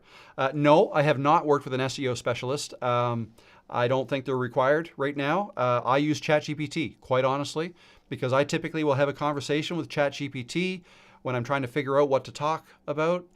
I can really just say, I'm going to make a video about, if you're over 40, you need to start a YouTube channel, and all the reasons why I think it's a great idea. And then I'll ask ChatGPT, can you, I use ChatGPT to come up with a title, right? Give me 10 title choices for this. Yeah, I like this, but I think they're too long. Can you give me 10 more choices? And we go back and forth, and I'll finally say, okay, great, I like this one. Can you help me with some thumbnail text? We go back and forth. I settle on something, and I tell it what I settle on. And then I'll say, great, thank you. Can you write me a 1-sentence description for my description? And give me a list of tags to put in my YouTube studio when I upload this. It gives it to me. I don't put a whole lot of thought into it because your description and tags really aren't as important anymore, not as important as they used to be, because now when you upload a video to YouTube, YouTube is transcribing that video anyways. They're pulling the text out of it. They know what your video's about. Well, not people, but right? Like it analyzes your video as long as, you know, it can understand what's being spoken. Then it knows what your video is about. So the tags and description become less important. Yeah, I have never been shown that it's necessary to use an SEO expert. I know there's a lot out there. I get a lot of emails from people saying, I'm an expert, I can help you with this. And I don't. I've never used that. I just I lean on my personal assistant, ChatGPT, is what I do. We're going to need a bigger boat. That's right. It's always good to look at bigger boats. Okay. All right. Let me just take a drink. Throat's getting a little dry. How are we doing for time?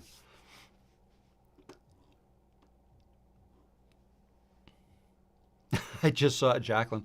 Glad to hear I'm not the only one that says thank you to ChatGPT. I always do. It's just a habit. I don't know if it's a Canadian thing or just a, you know, I don't want ChatGPT to start giving me bad information, so I'm cordial. Maybe that's it. Okay. What were your first videos like starting from 0? For me, less than 50 views with 5 subscribers for each channel. Yeah, so I can share with you. I'm going to share with, so, you know, I mentioned the stats tracker that you can download for free down below. So this is it. This is my stats tracker.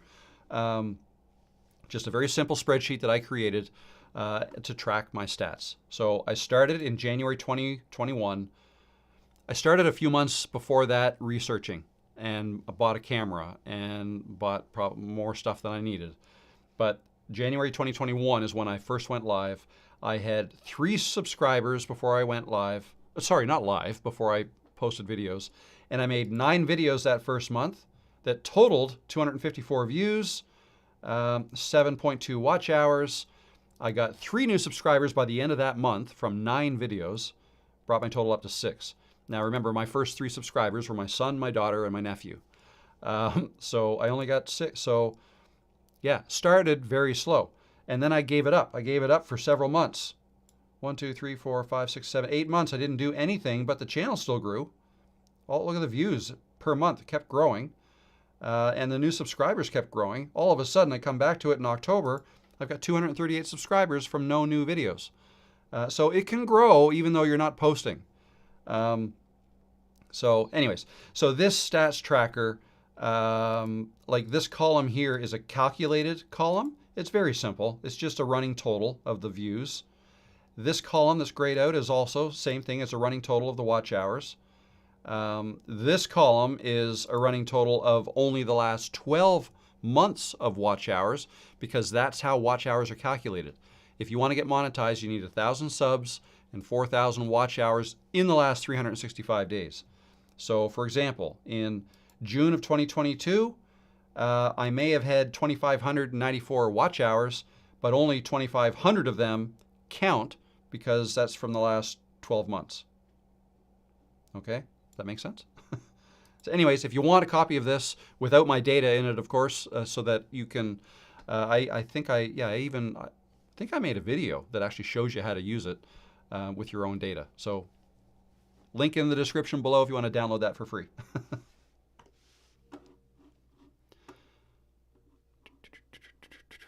Okay, let's go. Where are we? Here's our question. How do you change from showing a screen like you did with analytics and speaking on the side or commenting. So that's all built in Ecamm Live, okay? So what you do with Ecamm is you create scenes. Same thing you would do in OBS or any other software that you use to live stream. But I do it in Ecamm Live. Ecamm Live is connected to my YouTube. So I build scenes. One scene, the main scene is this one you're looking at now, is just my camera. That's it. Another scene is just this screen with this camera in the corner. So I built that. And I've assigned that scene to a button over here on my Stream Deck. Okay, actually, if I take my phone here and show you, that's what the Stream Deck looks like. That thing right there. Okay, so I assigned a button. So there's me, there's the 5-minute intro one, me only. That's my monitor. That's the iPhone, which I'm using right now. That's the Super Chat with the foghorn. I got a button for that. These two here, I got this one right below it. So that's my monitor with me in the corner. This one is my monitor without me in the corner, because if I want to take myself away, if I'm covering something up I don't want to cover up. Okay, so if I press this, it goes back to that with me in the side. So that's all. It's all Ecamm, all built in Ecamm Live, and I just mapped certain functions to the Stream Deck. It's all fairly easy to do. Makes it a little bit easier to kind of produce one of these things on your own. Okay. How do you copy and paste questions from the chat on your screen while you talk? Also Ecamm. Okay, so again, I'll share my with my phone here. So there you can see the live chat. That's the live chat. But over here on this monitor, I've got the live chat here mapped. So Ecamm maps it like it shows it. It pulls it from YouTube and puts it here. And when it's here, I'm able to click. If I click here, it'll show up. Oh my God, I'm late to the party. And here's your question. Okay, and then I can click it again and it'll go away. All right, so that is a function of Ecamm Live. You can also do that in StreamYard, but it's very hard to do in OBS. There is a plug, like a third-party plugin that I used, but I didn't find it always worked. You get updates for OBS all the time, and a lot of times if you update it, then software that was built for it may not work anymore. Then they have to come up with an update for that software, and it just became, I just wanted something more reliable, so that's when I went to something I pay for, which is Ecamm Live, but I love it. Okay, I'm going to have to skip ahead, because actually, why don't I talk a little bit about, so I wanted to mention, so there's something new.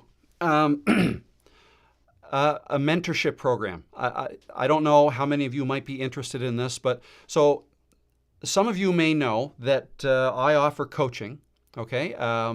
There's a link to it down below where I offer one-on-one Zoom calls where you can, it's a paid service, so you would pay, it's $125 a call, and it's just short of an hour. I make them 50 minutes because then I can schedule them on the hour, and that gives me 10 minutes to get ready for the next one.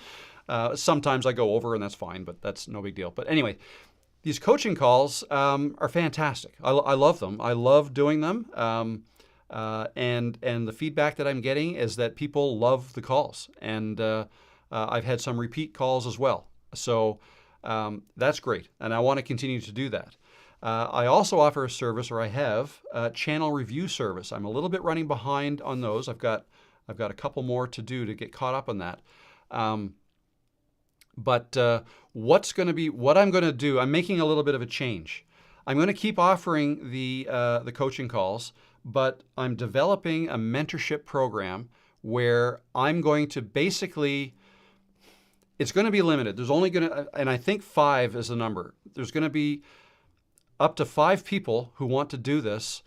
I'm going to basically take your hand and walk with you through this whole thing. And what it is, I think the way it's going to shake out is it's going to be an 8-week program, and that's 8 weekly calls. Okay, and the first one is mostly going to be discovery. Okay, actually, I'm going to refer to this. I can refer to my notes.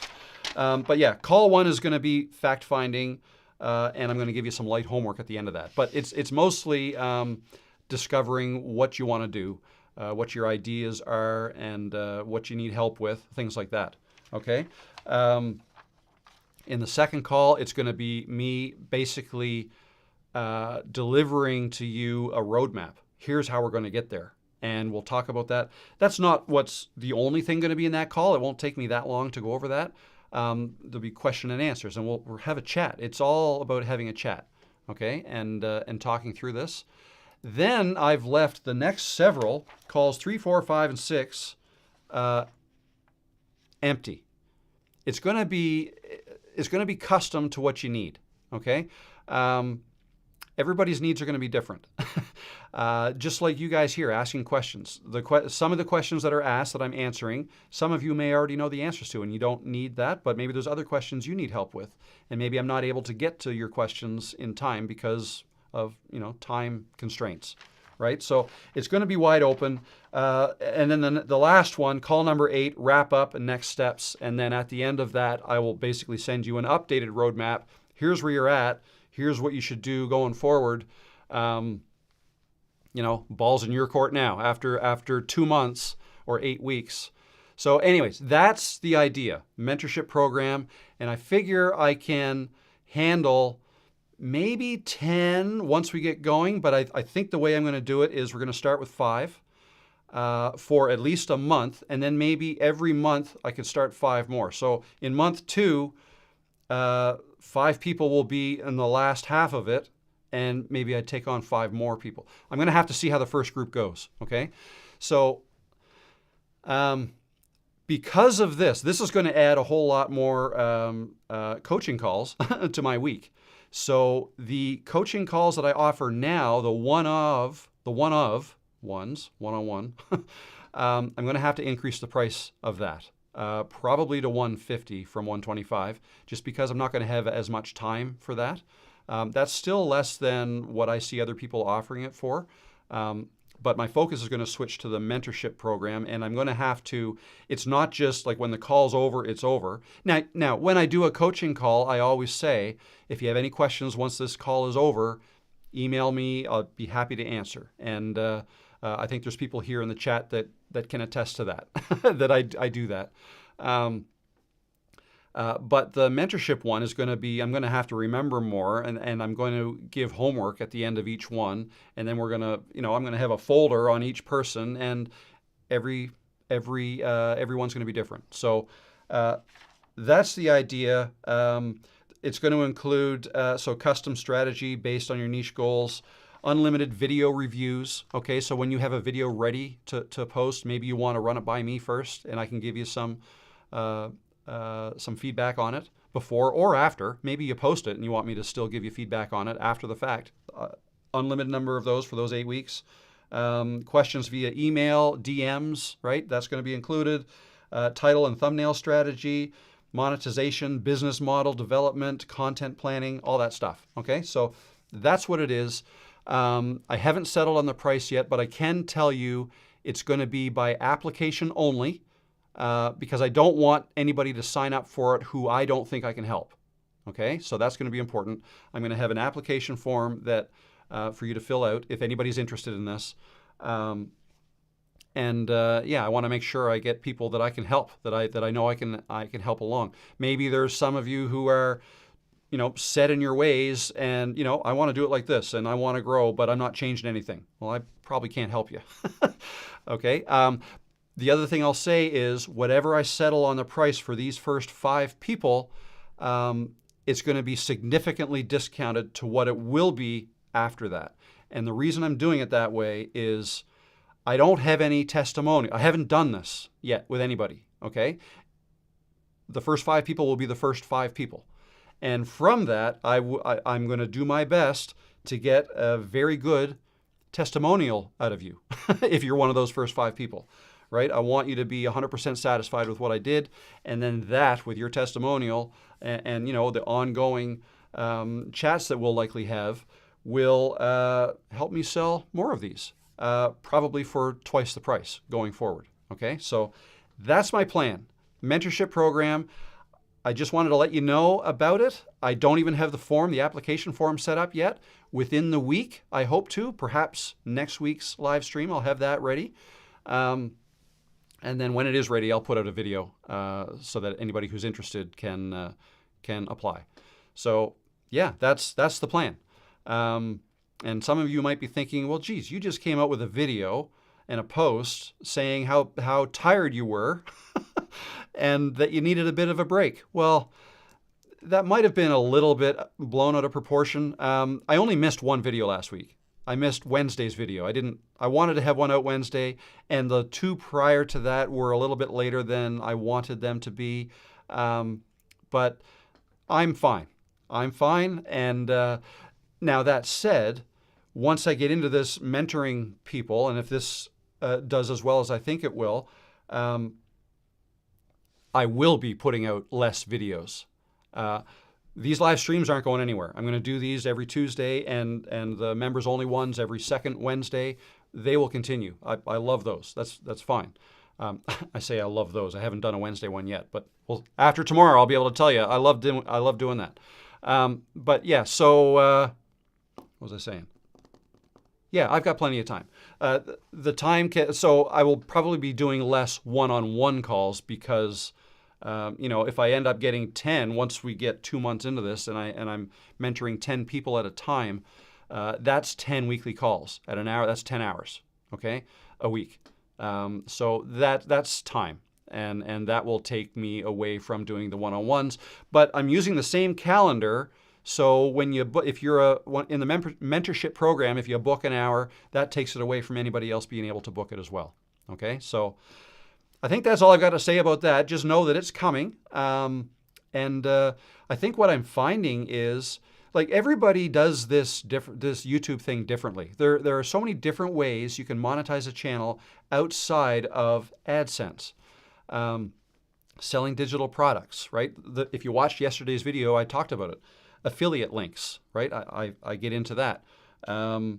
Digital products, courses. Okay, I've got a couple of courses and I plan on making more. But the coaching, even though it's not passive, right?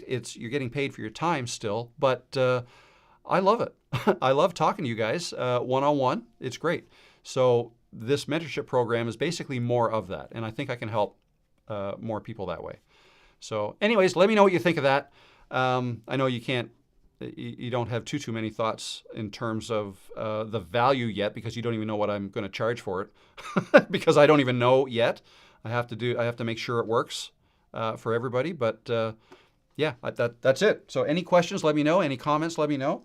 And I'll get back into the chat and see what other questions you have.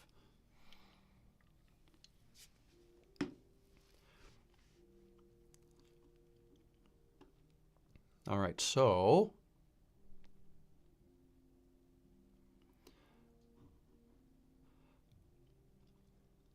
I'm just going to scroll ahead. We are almost at 2 hours, so I'm going to be here another 35 minutes anyways. So let's tentatively say 35 minutes from now, so that would be 4:30 here, 3:30 Eastern time. We'll call this quits, all right? Hopefully that works for you guys. And I'm just scrolling ahead looking for questions.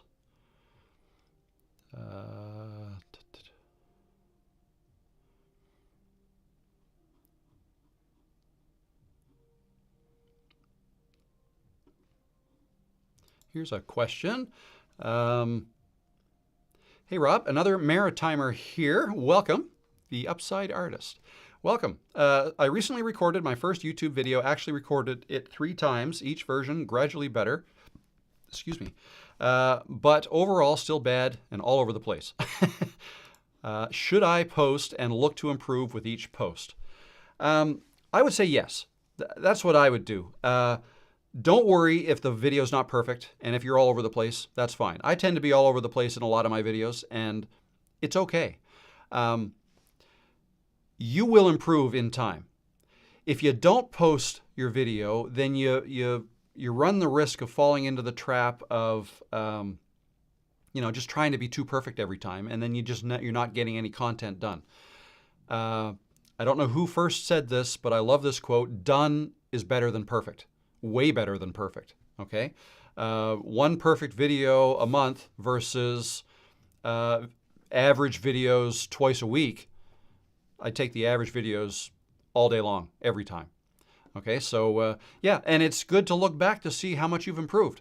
Okay, plus if you post that video that you're not totally happy with, then it's out there for the world to see and for you to see. And you'll probably look even closer at it, say, oh, geez, like, why isn't this video doing so well? And that's when you'll get the feedback from YouTube as well, as like, is your thumbnail, how's your click-through rate? How are your retention stats, right? You won't get that feedback if you don't post the video.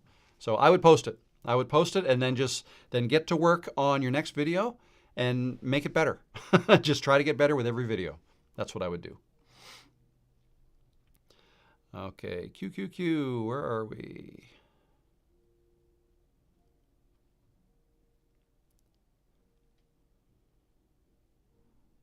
Thanks for sharing your first live. Okay, that's a good marker. I know where I'm at in the chat now.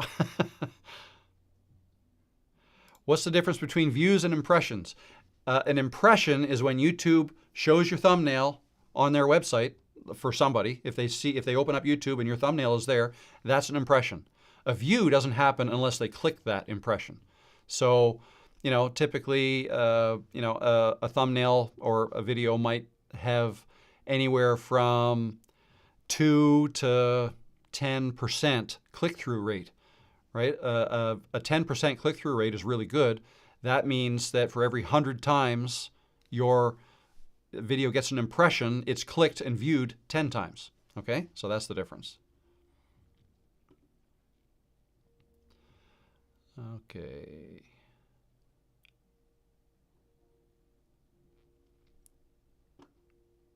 Yeah, and I see a lot of other people are answering that question. That's awesome. Thank you, guys. This is we're a team, right? When I'm back a half hour behind the times talking about whatever I'm talking about, and you guys are answering in real time. So I appreciate that. Thank you. Question, I honestly don't know if a walking tour counts to traveling and events. Maybe I should search through the category people and blogs for my audience. Yeah, I'm not sure. Actually, oh, geez, I have to apologize if Norma is here because she asked a question earlier today. I did answer her by email, but the question was, did I write it down here? No, but basically her question was what category should she put her video in, and wanted to know what category I use. I put mine, I put mine how to and style. I think that's what it's called, how to and style. That's how my videos are. But that said, it doesn't really matter. It hardly matters at all. What's more important is your title and the content of your video. The actual category, because people don't generally search categories to find videos. They just search, they type something in the search bar, and then the category doesn't matter. Okay, so that's, but I did answer. So Norma, if you're there, there's the answer.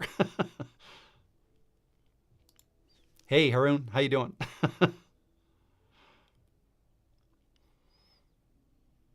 Okay, where are we? Here's a question. Are hashtags important for channel and videos? I don't use hashtags at all. Tags I use. So tags are just when you upload a video, you then want to type in your description, and then you can set your tags. You can type in tags. But no hashtag. Like the hash is the the number sign like that. Some people put them in the title. I don't. That's more of a. I think of that as more of like a Twitter thing or X, whatever. It's something that people could click on and see other posts with that hashtag, right? Yeah, I don't use that. I mean, keywords are fine in your title and your description. And again, that even doesn't even really matter that much because YouTube transcribes your video and they know what your video is about anyway. So people searching for something that is that your video is about, your video may pop up if it was well received by your initial subscribers that watched it.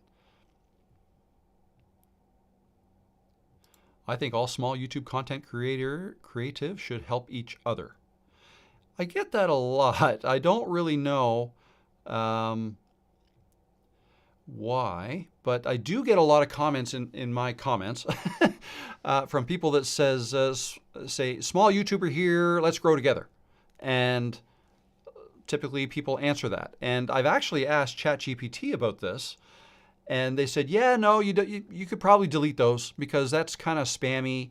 It's people trying to get subscribers, not in the real way, but just trying to get people to subscribe. Kind of along the lines of sub for sub, if you guys have ever heard of that. Some people will come to you and say, hey, I'll subscribe to your channel if you subscribe to mine. That's called sub for sub, and it's not a good idea. It will artificially grow your subscriber count, but not with a subscriber that you want, because that subscriber isn't necessarily interested in your content. The only subscribers you want are people who are interested in your content. And those subscribers are the ones that YouTube finds for you based on what your video is about. Right? So, because if you get these other subscribers that YouTube didn't find, and this is along the same lines of that video I made in January that did really well, why you shouldn't tell people about your channel and your videos, it's because friends and family may click just because they're interested or curious what you're doing and want to see what you're doing, not because they're actually interested in the content, okay? And therefore, the likelihood of them watching a long portion of your video and all of your subsequent videos is pretty low. So subscribers like that are going to drag your stats down. And remember when I said that YouTube makes its decision on how much to put your video out there based on how well it does with its initial send out to your subscribers, right? Well, if initially your subscribers, because you have so many of these sub for sub subscribers, if they're not watching your video every time you come out with a new video, you're going to have a low click-through rate. And YouTube is going to notice that, and they're going to think, this must be a bad video. So, no, I'm not going to send that out to anybody else, right? That's what can happen if you do sub for sub, and if you ask people to watch your video, do you a favor, watch my video, do me a favor, subscribe to my channel, right?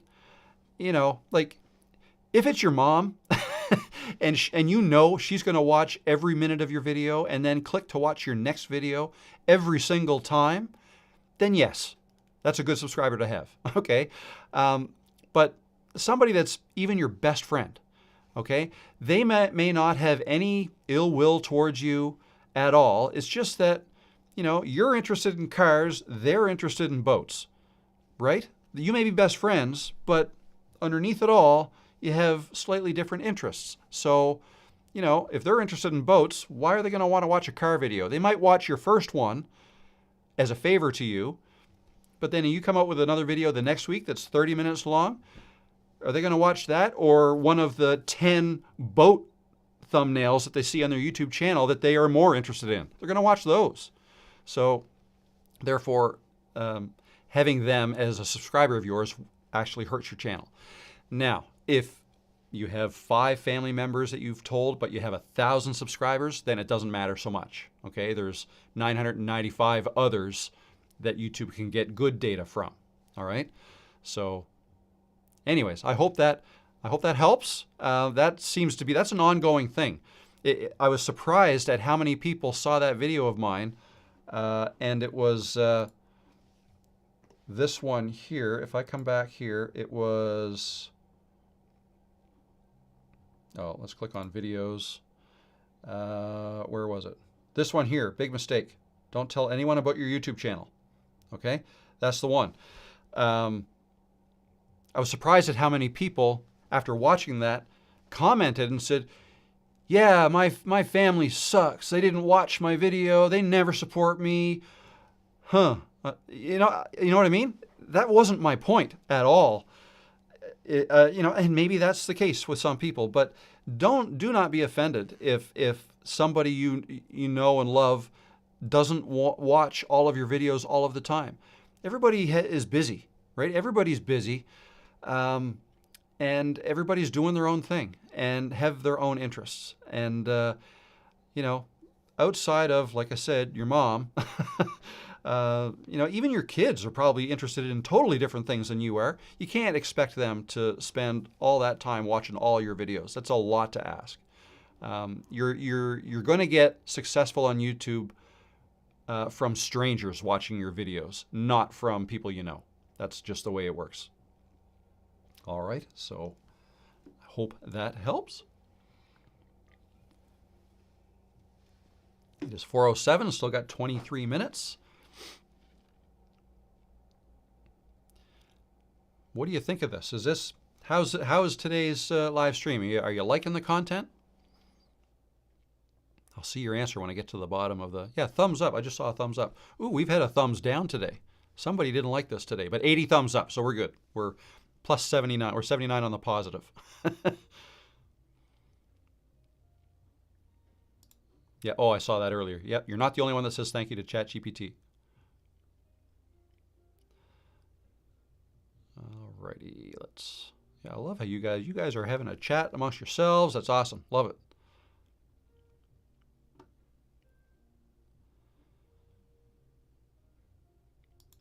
Here we go. Simon, currently using phone to record. Will I need to switch to a proper camera, or can I succeed using a phone? I have bought a mic today, though, to improve sound quality. You do not ever need to switch away from using your phone. Today's phones are all you need. Well, I guess it depends on what you want. If you want to make a channel that's all about expensive cameras, and maybe you're a photography channel or a videography channel and teaching people how to make amazing videos and photos and stuff like that, then maybe you need a more expensive camera. But that aside, well, I guess another thing would be if you like making videos in the dark, like with very low light, then a good camera with a large sensor would be much better in low light. But you're talking thousands of dollars, like probably $3,000-$4,000 anyways to get to a camera that would be better than a cell phone. So no, you don't have to. And in fact, if you watched my video from yesterday, so this one here, that video In this video, there, shot with my phone. I purposely did that with my phone just to show, and the picture's great. And that's in 4K. If you have 4K, you can go down here and force it, and that's only in 1080p. You can force it to show it in 4K like that. Now, on this monitor, you won't see it looking any better. In fact, through the live stream, you won't see it looking any better because I'm live streaming at 1080p. This monitor also is only 1080p. My MacBook is better than that. I think it's 4K, and this monitor is 4K. But anyways, yeah, no, you do not need anything more than a phone. Today's phone, even if it's 5 years old, even longer than that. I think 10 years. I think the 2015 is when the iPhones got into 4K. Now they have gotten better over time, and there's more lenses. Like this lens here, this is the iPhone 16 Pro Max. There's 3 lenses. See the 3 circles there, and that's the different. Like if I go to record on it, I can look at it 1 times, 2 times, or 5 times. Are the choices, and that's 5 times zoom.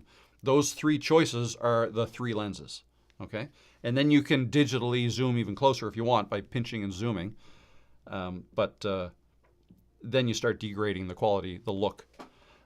Just use one of the 3 presets, and you're using the native lens, and it looks fantastic. I always use the 1 times, yeah,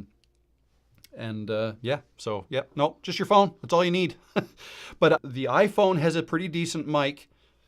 Excuse me, if you're inside. If you're outside and there's any amount of wind, it's not good. It'll pick up the wind noise. So get yourself a good mic that has one of these things on it, a dead cat or a wind muff. This really helps, okay? This, I don't know if that's in focus. Might not be unless I cover my face. There you go. One of those things. And the DJI mic is what I use. I love this mic. It sounds great, and that's what I used yesterday. You can see it right here, this thing right here. All right, so there you go. Oh, what's going on? I lose the chat? No, just bear with me a second. I just want to bring back up I just got to bring up the live chat again. It disappeared on me. We are still live, right? Yeah, it looks to be. Here we go. So 3 dots, pop-out chat. There it is. Okay. Yeah, for some reason that disappeared on me. Okay, so there we go. Let's, next question. Here's a question with Heather. Hello, Heather. How you doing? Good to see you again. Do you think live stream is a good way to build more connection with viewers? Yes, absolutely. It's perfect. Live streams have played a huge role in me growing this channel. First, I was focused on boosting my watch hours. Now that's not important to me anymore. Yeah, boosting your watch hours, if that's what you're trying to do, live stream really helps. You live stream for an hour, right, to 10 people, and if they're all there, if they're all 10 of them are there for an hour, that's 10 hours. Boom, just like that, added to your watch hours because they count. So yeah, and just this engagement, like I recognize you from comments, right? With the avatar, you get to know people, and people get to know you better, and you're making that connection, and people love that. So whether you're answering them in the comments, that's step one. Try to get people to comment in your comments, answer them. And if they answer you, then answer them back if you can. I'm having a hard time keeping up with that, but I do what I can. And then the next step is live streams. Invite your people, your viewers into a live stream. Encourage them to chat, answer their questions. I should be doing a better job at staying current with the questions. I'm not as good at that, but that's because there's so many of you here, which I love. That's great. But also one of the reasons why I'm going to do the members only one, so that'll be almost instant. And yeah, so you're fostering connections, and it's great. And if people know that you're answering them, they're more apt to subscribe and come back and watch all your videos. So yes, absolutely, it's a great way to build a connection. Okay.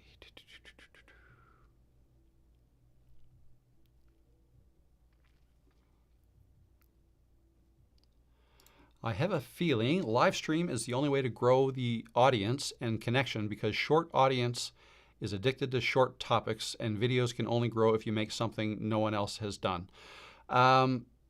Yeah, I don't look at shorts as being great for building an audience, but I'm not a shorts maker. I mean, some people specialize in that and probably do quite well at that. But I focus on the long form. I focus on building connections, relationships with people, and stuff like that. So that's my focus. I think it's a lot harder to make any amount of money through shorts. I think I might have made $2 total with all the shorts that I've done. And again, I haven't done one since November. So it's almost immeasurable. How, you can't measure it. It's too small. So yeah, I would agree with that. Oh, awesome. The Drakes want to sign up, would love direct mentorship. Awesome. I'm hoping in about a week I'll have the form ready, and I'll have this a little better defined as to what's being offered and whatnot. But I'll announce it when it's ready.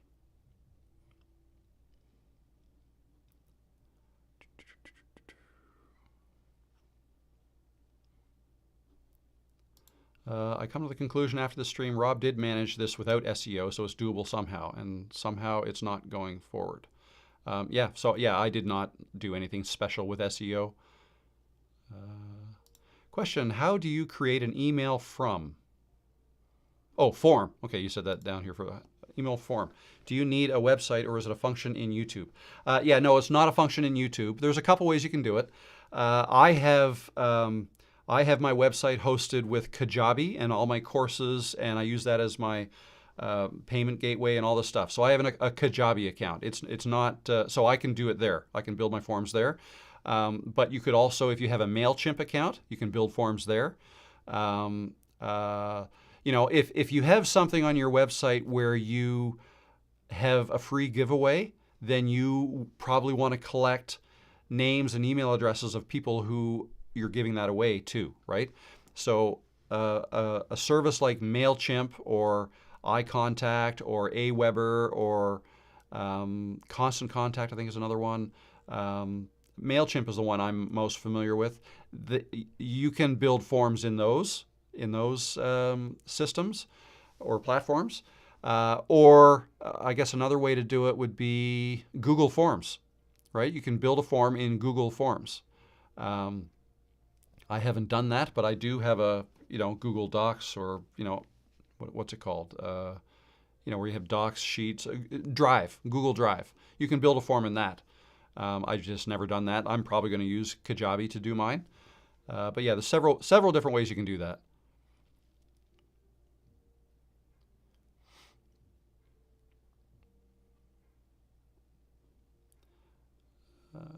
Okay, Barb. Hello, Barb. How you doing? Good to see you again.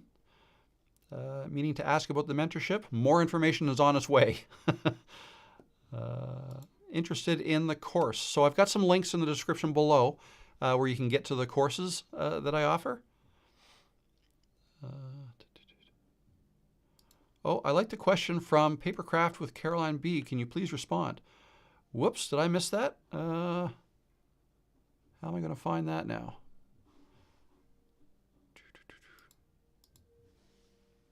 Let me try to find that. So yeah, so paper. Oh, that was it. That was it about the email form. Okay, I think I answered that for you.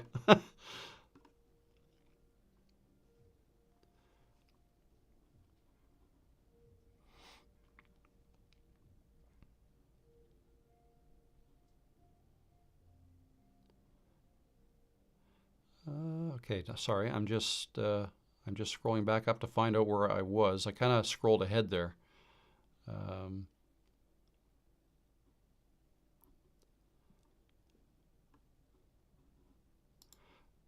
Yes, sub for sub is not allowed under YouTube guidelines. That is correct, but people still try. But don't do it. They don't allow it, and it actually hurts your channel. So there you go. All right.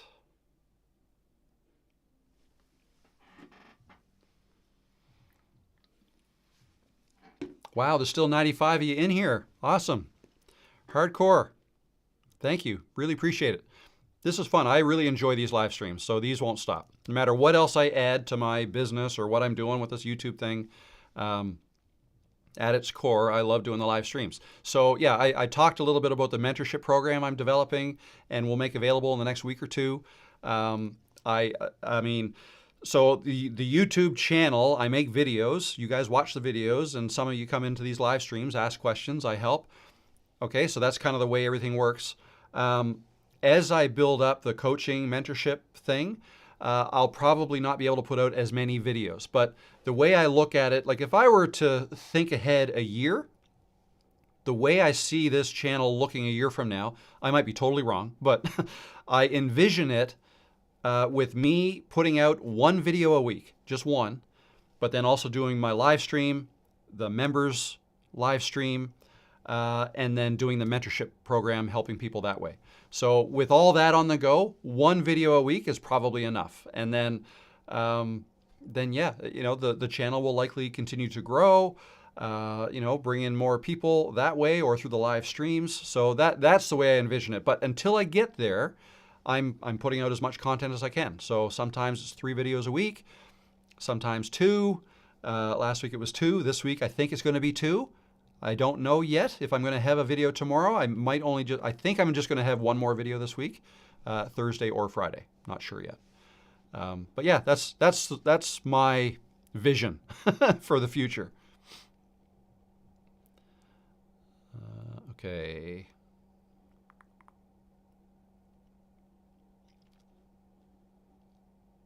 Oh, here's a question. I am a member of a photo club, and there are even members now that use their phone for photos for expositions. Cool. But that's not a question. Did I miss the question? Not sure what the question is, but that's cool. But yeah, I think your point is phones can take fabulous photos, and they absolutely can. Absolutely. Here's a question. To prevent a channel from becoming too broad or all over the place, how many content pillars or categories do you recommend for a channel? Ideally, one. The model I like is your content is about one thing, but maybe you have 3 different ways of delivering your message. Okay, like maybe you do walk and talk videos, tutorial type video. So for me, this may not apply to you or to other people, but so for me, I try to think of, okay, I'm talking about YouTube for the most part, but there's things that are kind of around that, like how to edit videos for YouTube, how to grow on YouTube, how much money you can make on YouTube, and showing you stats, how to analyze all this stuff is YouTube. But the way I do it is I will make walk and talk videos. There's number 1. Number 2 would be tutorial videos that I make here at my desk, sharing my screen. That's another type. And then another one would be sitting and having a chat. Like actually, a friend of mine who watches my videos, I watch his too, the great Ty, called it, it's like a fireside chat, he said. And I like that term, that's cool. So yesterday's video was like that, or the videos I make here in this chair are like that. So just have a sit and chat, or a walk and talk is very similar, it's just that I'm walking around. It's just, so those are 3 different ways I can get information to you guys, that I can share things with you. So that's the way I like to look at it. If you're delivering on one topic, but can find different ways to deliver that might keep your audience more interested, okay? If you do all of your videos sitting in a chair every single time, it might get stagnant, right? People might, get used to that. But if then all of a sudden you throw them, a thumbnail of you walking outside in the snow, they might think, oh, this is different. I haven't seen this before. What's he doing? I'm going to click and find out. And then that's a walk and talk video. And then you get to see the scenery is changing as I walk. And, I think that's cool. I think that's important. Or then change your scene up every once in a while, like I did yesterday. I went outside up against the fence, put a couple of nautical things in the background, made a new set basically, and a new different type of video. So I changed it up. So I know that didn't really answer your question. Ideally, you just have one content pillar and then maybe different ways of delivering on that. That's the best thing. That's the thing that I like. Because if you have 2 different types of content, like, not types, if you have, content A and content B, and if they're not related, then people may subscribe to you for content A, and then when you put out a video that's about content B, they won't be interested. So your click-through rate will be lower because of that. Not everybody who, there might be some overlap, but, you almost have to create your own overlap, I think. So anyway, those are my thoughts on that. I hope that helps. Uh-oh, Kate invested in a DJI gimbal, but when setting it up, found my phone is too old, so now I need to get a new phone. Oh, darn. Is it, though? Is it oh, darn? I get the impression maybe you want a new phone, and that's okay. Yeah, that's a constant thing, right? Tech, you're always chasing it seems. But good luck on phone shopping. Have fun with that. That's always fun. I know from the gaming area that there are certain people that dislike 30 frames per second or HD quality. I need full HD or UHD, otherwise I click away in most cases. Interesting, yeah. So in talking to Liam, my son, yeah, he says, oh, if you can stream at 60 frames, you should do that. Looks much better, much more smooth. And yeah, it does, but it's a little less natural. So I don't make video game videos. If you do make video game videos, then, especially if it's like one of those shoot 'em up type video games where things are moving fast, you want things to move smoothly. You can see things better. So 60 frames per second makes sense.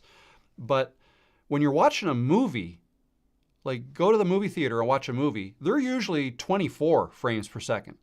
And that's because that is more close. It's more similar to the way the human eye sees things. Okay? Like if you do this in front of your eyes, right, you're going to see some blur, right? That's because your eyes, you naturally see blur. Okay? If I did a screenshot while doing this, you're going to see my hand all blurry. Okay, whereas at 60 frames or 120 or 240 frames per second, you do this and you cut a screenshot, it's probably going to be crystal clear at the screenshot, which means, oh, that must look better, right? Not always. It tends to look unnatural if you're filming people, okay? Not video games, but people. So yeah, I've had that discussion, 60 versus 30 with my son, but for the videos I make, like just me like this, 30 is kind of a standard in North America. I think it's, is it 50? No, 25? 25 maybe in Australia, I think, maybe even the UK. I know it's a little bit different, but close. Yeah, so yeah, that's it. You need full HD or UHD. UHD is, I think that's usually what they call 4K. Yeah, I like that. See, my reasoning for doing 30, well, so I just described the reason for 30 frames per second. It looks a little more natural. But I film mine in 4K because I'm getting feedback that a lot of people are watching my videos on large TVs. A lot of my viewers are older and perhaps are watching it on TVs and not so much on their phones. If they've got a 4K 85-inch TV that I'm on, you can tell the difference between 4K and HD or 1080p. So I film at 4K. YouTube will only send whatever the viewer can watch. So if I upload a 4K video, if somebody's going to watch that on a phone that can only support 720p, that's all YouTube's going to send them. They're not going to send them the full 4K version. Okay, so that's kind of the way that works. And Hans, thank you very much, Hans, for the super chat. I really appreciate that. Hans says, I missed most of this, my bad, but Rob, you're such a gentle soul and help for many of us, so here's a small thank you, Rob. Thank you, Hans. I really appreciate that. Thank you so much. I started to read that. I thought it might have been a question, but hopefully I've answered your questions. I appreciate that. So again, everybody, that is what a super chat is. What Hans did. All right. Oh, Joanne, I had my own live today as a guest on a channel. Super fun. Awesome. Congrats. That's cool. Went over 10K this week. So happy. Awesome. 10,000. Cool. How do you keep your full name private after creating a YouTube channel? Do you create Gmail linked to your YouTube channel with your name or the channel name?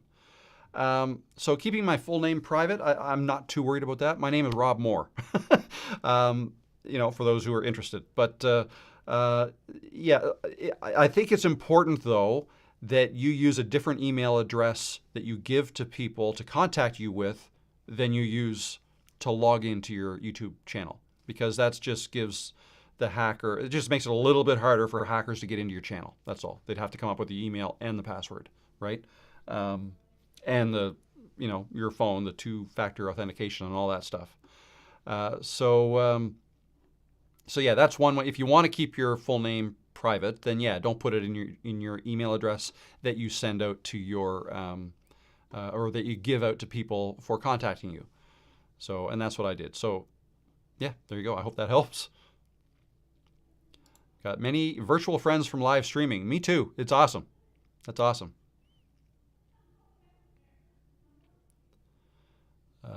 Yes, live stream shows how one's professionalism, but how personable one is, helps when selling courses, etc. Good job, Rob. Thank you.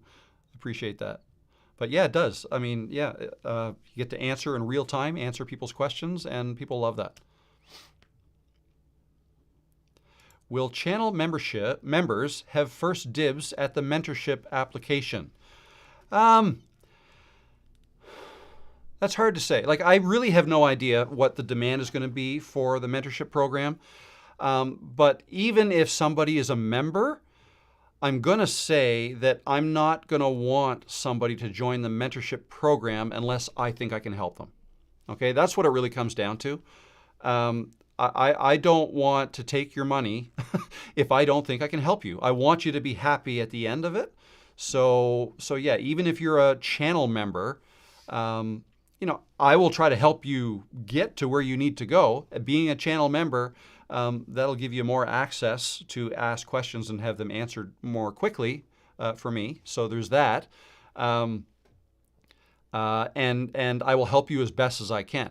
But I guess the main thing is I have come across some people who,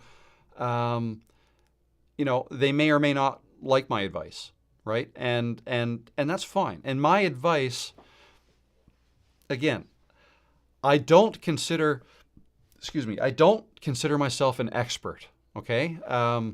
That might be a little bit, well, then why are you selling mentorships? If you're not an expert, why would I want you to mentor me? Well, here's the thing. There are people out there that know more than I do about all this stuff. I can help you basically get to where I'm at, and I could probably even help you get further than where I'm at, because I know a lot. I've learned a lot through this. I've got my own style. I've got my own way of talking to people, and I'm going to price this accordingly. Like, you're going to be able to find mentors that charge a whole lot more than what I'm going to charge. So I'm going to price myself accordingly, because if I charge too much and the people who join the mentorship program at the end of the 8 weeks don't feel like they got good value, then I'm not going to get a very good testimonial from them, am I?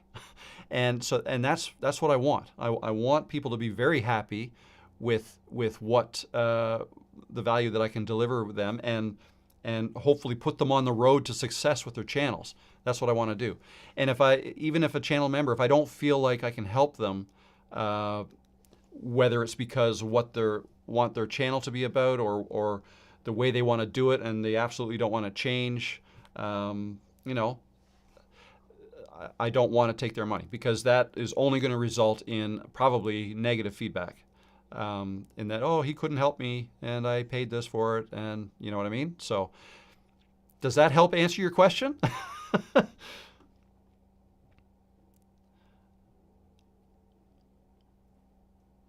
Good question. Have you done a tutorial on how to live stream? No. Well, I've talked a lot about it in my live streams, but no, I have not done a dedicated tutorial on how to do that. I plan on making a dedicated video on how to live stream.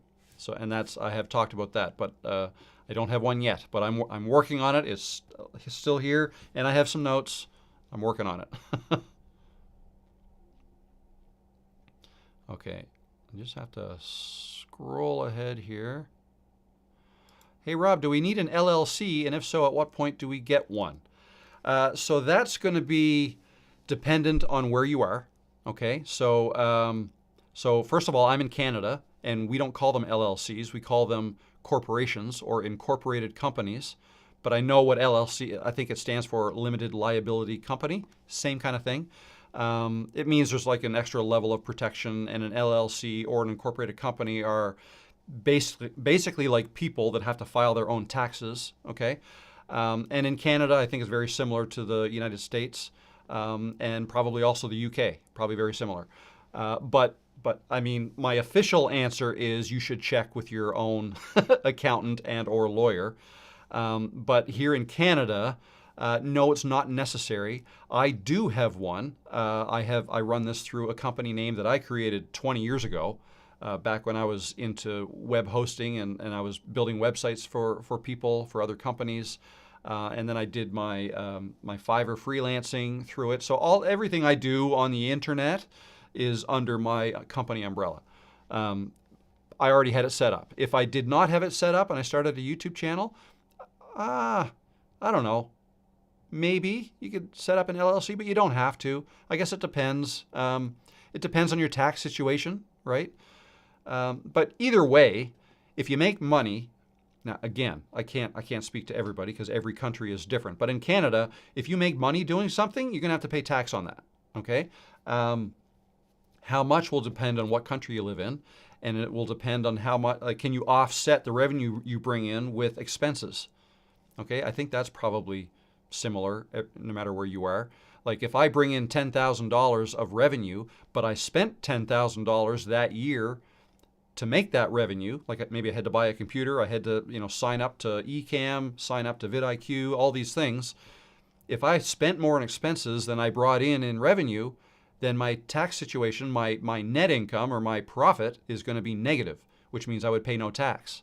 And in Canada, you can carry a loss like that forward to the next year, right? So if my profit was negative $1,000 this year, but next year if I was plus $1,000, well, I could apply the negative $1,000 from the year before to make that zero, and I still pay no tax the next year, right? So if you have an LLC, all that tax calculation will be done within the company. If you don't, then you just have to do it personally, okay? And that'll depend on how much. So again, I'm talking as a Canadian. So this might be different depending on where you are. But like as a Canadian, if I have a job and I'm making $50,000 somewhere else, that'll put me in a certain tax bracket. If I then make an extra $10,000 from YouTube, now I've made $60,000 as a person, and that $10,000 that I added onto the top is probably going to be taxed at a higher rate. Okay, that's the way it works in Canada. So if that's the case, I then may want to create an LLC or an incorporated Canada and have all that done in there instead of added to my personal thing. And then personally, that company may be able to pay me a salary. Like if it made $1,000, if it made zero, then fine, zero. It's all zero. If it lost $1,000, then carry that forward to the next year. Maybe you made 1,000, so you're taking no money out of it. And if you're not taking money out of the company, you don't have to pay personal tax on it. I probably said way more than I should because I am not an accountant. I am not a lawyer. I have an accountant. He does this stuff for me, but I understand a little bit about how it works. But to answer your question, it depends on your situation, and you should probably check with your local accountant to see what makes sense for you. Live stream tomorrow is going to be the same time. So 2 o'clock my time in Atlantic Canada. So 1 o'clock Eastern time. Toronto, New York, 1 o'clock tomorrow. Same time as this one started.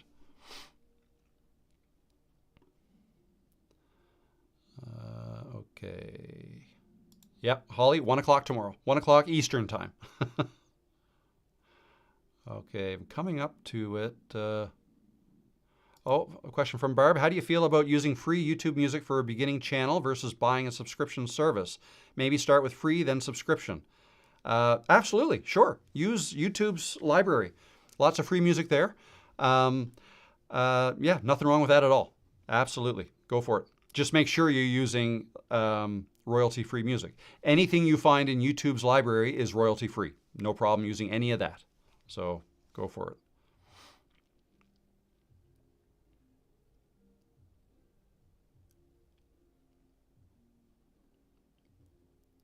Well, here's a question. Anyone know if it's likely for an Ethernet cable to start going bad? I connect with a 75-foot cable and have for years. Today my internet went out twice with cable connected. Yeah, cables could go bad, especially if you bend them, if they're getting bent somewhere. It could go bad, sure. Or if it's getting wet, maybe. But I haven't had much problem with that. I've made my own cables, actually. I've wired this house, actually, myself with cables and spliced on all the ends. Okay, it can happen with old cable. There you go. There's your question. Have I tried the DJI Osmo Pocket 3? I have not. No, I have heard good things about it, though, but I have not. I'm happy with my phone. Where do you save your videos? I save them on a NAS that I have here in my house. So obviously, like a laptop will fill up pretty quick. So when I'm finished, I offload my completed videos and the source files to basically a hard drive that I've got under my stairs that's connected into my home network. And that's where I keep them. Okay.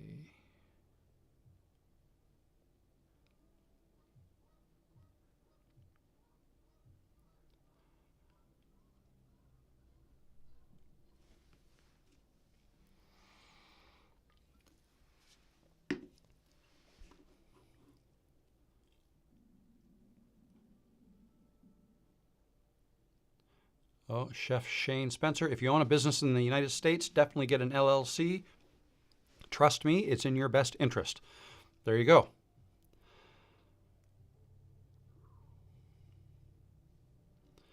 Spalair TV says YouTube is taking, anyways, 30% of the super chat. Yes, they are. So super chats, super thanks. YouTube takes 30%. I get 70%. Same with memberships. YouTube memberships, that's the way they work too. With ad revenue, like the ad share, AdSense, they call it, so revenue share from the ads they put in your videos, I only keep 55% and YouTube keeps 45%. So that's the way that works.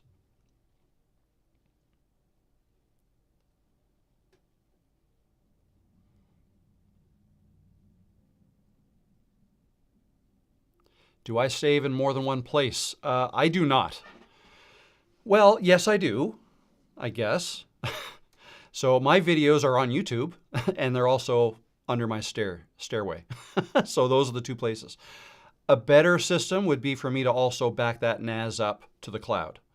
I think Backblaze, I've looked at that. That's a good service, and I might look at doing that. But the reality is, if I lost it, like let's say my house burned down, God forbid, knock on wood, and I lose that NAS and my MacBook and all that, I would probably lose my most recent jobs, but it wouldn't take me much to get back up to speed.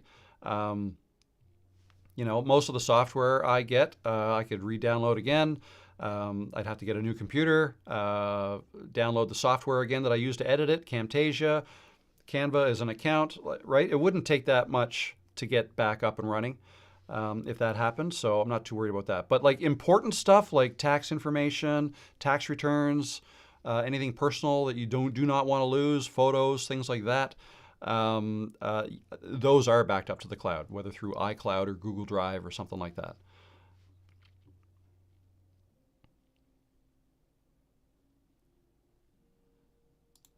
Super chats are basically tips. Yeah, super chats and super thanks are tips. So wait now. Okay, I'll take that back. So now I know what you're asking. Tips goes through in the USA. Yeah. So I think there's something in the news in the States about do tips get taxed or not. So that's probably why you're asking that. So I can't answer that. I don't know. I don't know how YouTube, probably not, because I think YouTube super chats, super thanks, all those memberships, all of that gets lumped in with the AdSense, and it all gets paid out to you once a month. And I call it YouTube revenue. So now, can you then split out what percentage of that or whatever was tips? Maybe you could do, if you don't get taxed on that, maybe you can. I don't know. But also, what you want to think about is, especially like what somebody said earlier, that when they suggested you should create an LLC, if you do that, then can an LLC earn tips? I don't think so. An LLC is not like a person that is walking around and earning tips. So, but again, that's just my feeling. I don't know if that's true or not. I don't know. But my gut tells me that the whole, if tips are not going to be taxable, they're talking about people, probably not corporations.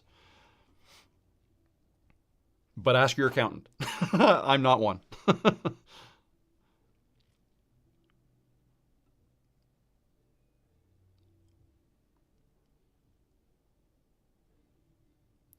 Okay, looking for any last questions here. Oh, anyone here use Buy Me a Coffee? I don't. I've seen it. I've just chosen to use the YouTube thing, but it's certainly worthwhile taking a look. Buy Me a Coffee could be a great way to try to get people to support you in another way with tips, right? So yeah, you can absolutely do that. And I think you can even set up memberships in Buy Me a Coffee and offer additional content through that as well. So I don't use it myself, but certainly take a look at it for sure.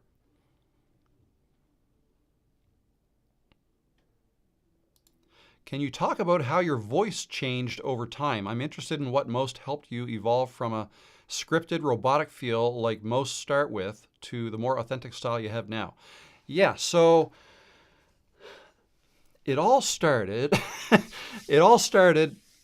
really last July when I made the leap of faith to make a different type of video just like the one I made yesterday. And in fact, the one I made yesterday was kind of a redo. I said a lot of the same things, just in a different way, as the video last July. That was how to start a video. No, what was it called? Why people over 40 must start a YouTube channel is what the video was titled. That was the first time I ever made a video like that, where I said, you know what? I am not liking the sound of my voice when I read from a teleprompter. I'm not able to do it authentically. I just sound like a robot. Yes, I can do tutorials and kind of talk my way through them, and I was doing that. But I really wanted, because I saw the value in it, I wanted to be able to look at the camera and talk, and just talk, answer questions. So I did it. I just took the jump and I made a video like that. I wrote down some bullet points and I did it. And all I can say is it's the best decision I ever made with this channel. I had 3,300 subscribers at the time, I think. And within 2 months, I had over 20,000. And now I'm over 40,000. And it was all because I made that leap. And just talk to people. People connect with people. I can't stress that enough. That's why I'm not a huge believer in AI or faceless channels. I know you can do faceless channels in a way that works. I just think it's a whole lot harder to develop connections with people if your face isn't in front of the camera and people can't see you. If they only see your hands, let's say you're doing a craft type of videos. If they're hearing your voice, then okay, that's one step. Okay, yeah, they can maybe connect with you a little bit better there. It's just that bringing your face into it is just a whole nother level. And so yeah, I took the leap of faith. I did it. It took me a long time to make that first video. A lot of false starts, that is. But then the final one was, I went with it. I wasn't totally happy with it. There were things that I missed that I did not say that I wish I had said. And when I uploaded the video, when I was editing it, and then I just like, oh man, this could have been so much better. I missed that, and I forgot to say this, and I forgot to say that. But whatever, frig it. Let's upload it and see what happens. And boom. It's just like it took off. And I think it's at 470,000 views and counting, still going up.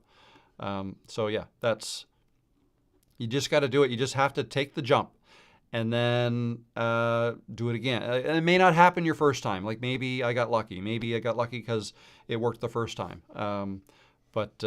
Yeah, just keep practicing doing that. Write some bullet points down and take the leap of faith, and maybe it'll happen to you too. Yes, Danny, live is a great way to build your watch hours, 100%. And that is the reason I got into live initially.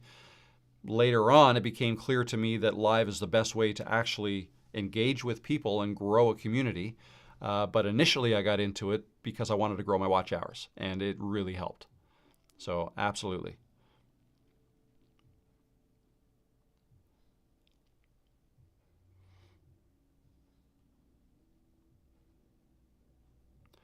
Still figuring out the 2 videos of face and hands, but still don't know how to do it.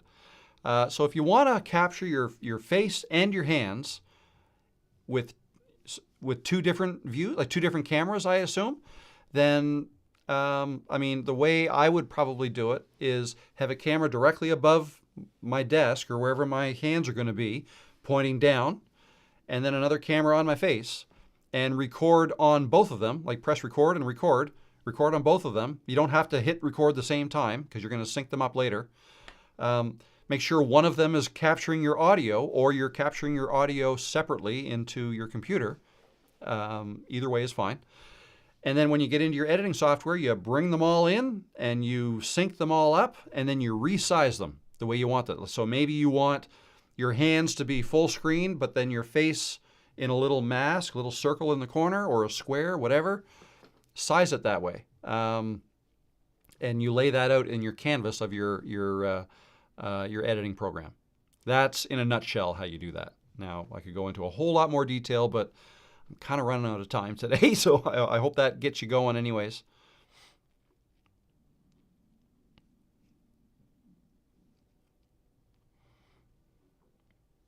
To gift a tip. So if you're usually adverse to asking for anything, but I think some folks would value the opportunity to gift a tip. Thoughts? Absolutely, make it available to them. And you can do that through, again, yeah, if you use YouTube, YouTube super thanks or super chats, then yeah, they will keep 30%. You only get 70% of whatever that tip is. Buy me a coffee or Ko-Fi, K-O-F-I, I saw someone said. Same thing. That's another way for people to give you tips.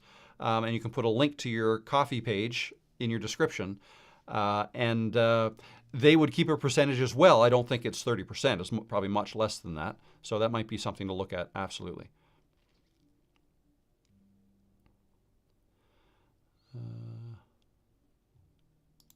Have fun at work, Sherry. Okay, I think...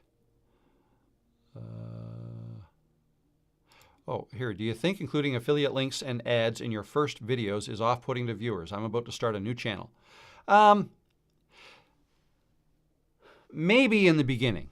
And because you're just starting a channel, I wouldn't even worry about, because you need to get a whole bunch of views before the numbers start to work and you would start to make any real money through affiliate links. I probably make $50 a month through my Amazon affiliate links. Not a whole lot. And I'm at 40,000 subscribers. So now I don't push it a whole lot.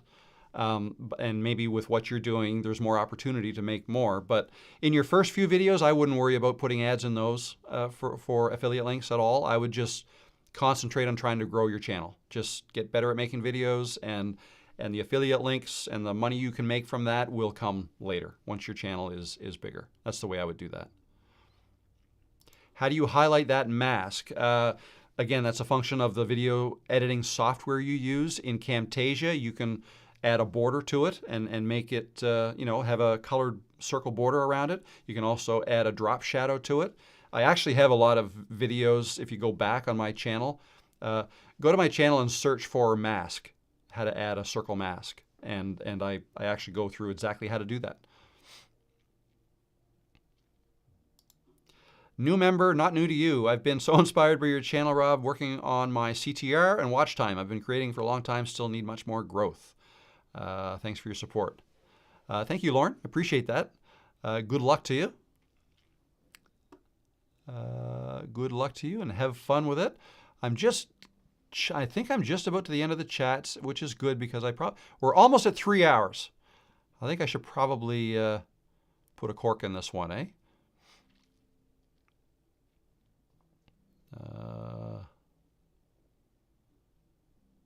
Yes, I have a video on editing the mask. I can show you really quick. If we come back to here, we go. Wait, no, let's go to. I want to learn more on back. Here, so here's if you think I've made a video on something and you can't find it, this is what you do. You go to my channel, click on this search icon here, and I'm just going to type in mask. Enter. There you go. Circle video, mask tool. That's one I did. That's 4 years ago.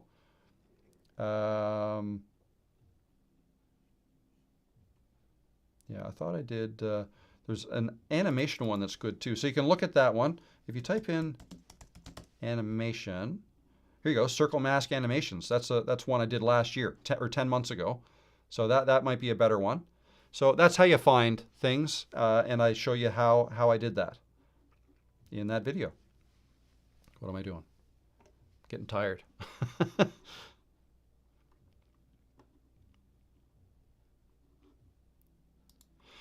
You know what? That's it. I think, unless another question just come in. Is putting out a video a day too much? Depends on what you're doing, but that's a lot. Can you sustain that? I would settle on a plan that you can sustain for a long period of time. If you can put out a video every single day for 6 months, go for it. Most people can't do that. I do 3 a week, and that's a lot. But this is all I do, and I do work more than I would a 40-hour work week. I work more hours than that, but I don't consider it work. I enjoy doing this. It's fine. Now, as the summer months get here and I want to spend more time out on the water, I perhaps have to dial things back a little bit. But you know, you can go. I mean, I'm reminded of DoorDash. You guys ever heard of DoorDash? DoDash is a content creator. DOUGH dash. She is a DoorDash, or worked for DoorDash, and she made a YouTube channel, and she was putting out several videos a day. Okay, and she blew up. One of her videos went viral, and then she blew up and did amazing. And I haven't looked at her channel lately, but that's an example of somebody putting out a ton of content, and it worked for her. So it's whatever works for you. Whatever you can comfortably do and continue to do is what I would suggest you do.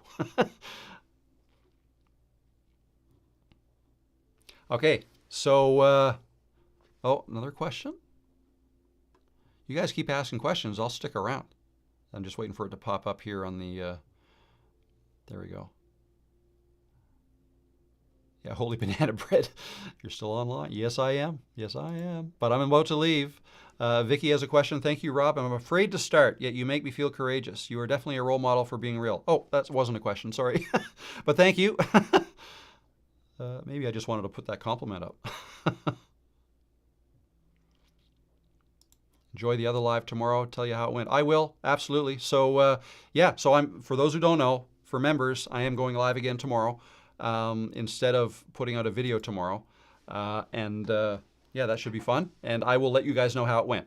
That's what I do. So every Tuesday, I'll be back next Tuesday with this live, and I'll talk about what went on in the week. I'm going to go live tomorrow for members, and then Thursday or Friday, I'll have a new video out, probably one on Monday as well, and then next Tuesday we'll go live like this again. So yeah, thank you guys for stopping in and staying for so long. I'm going to go get something to eat and something to drink now. And yeah, with that said, I'll see you in the next live or in the next video. All right? I hope you enjoyed this. I hope you learned something today. All right. Thanks, guys. Bye.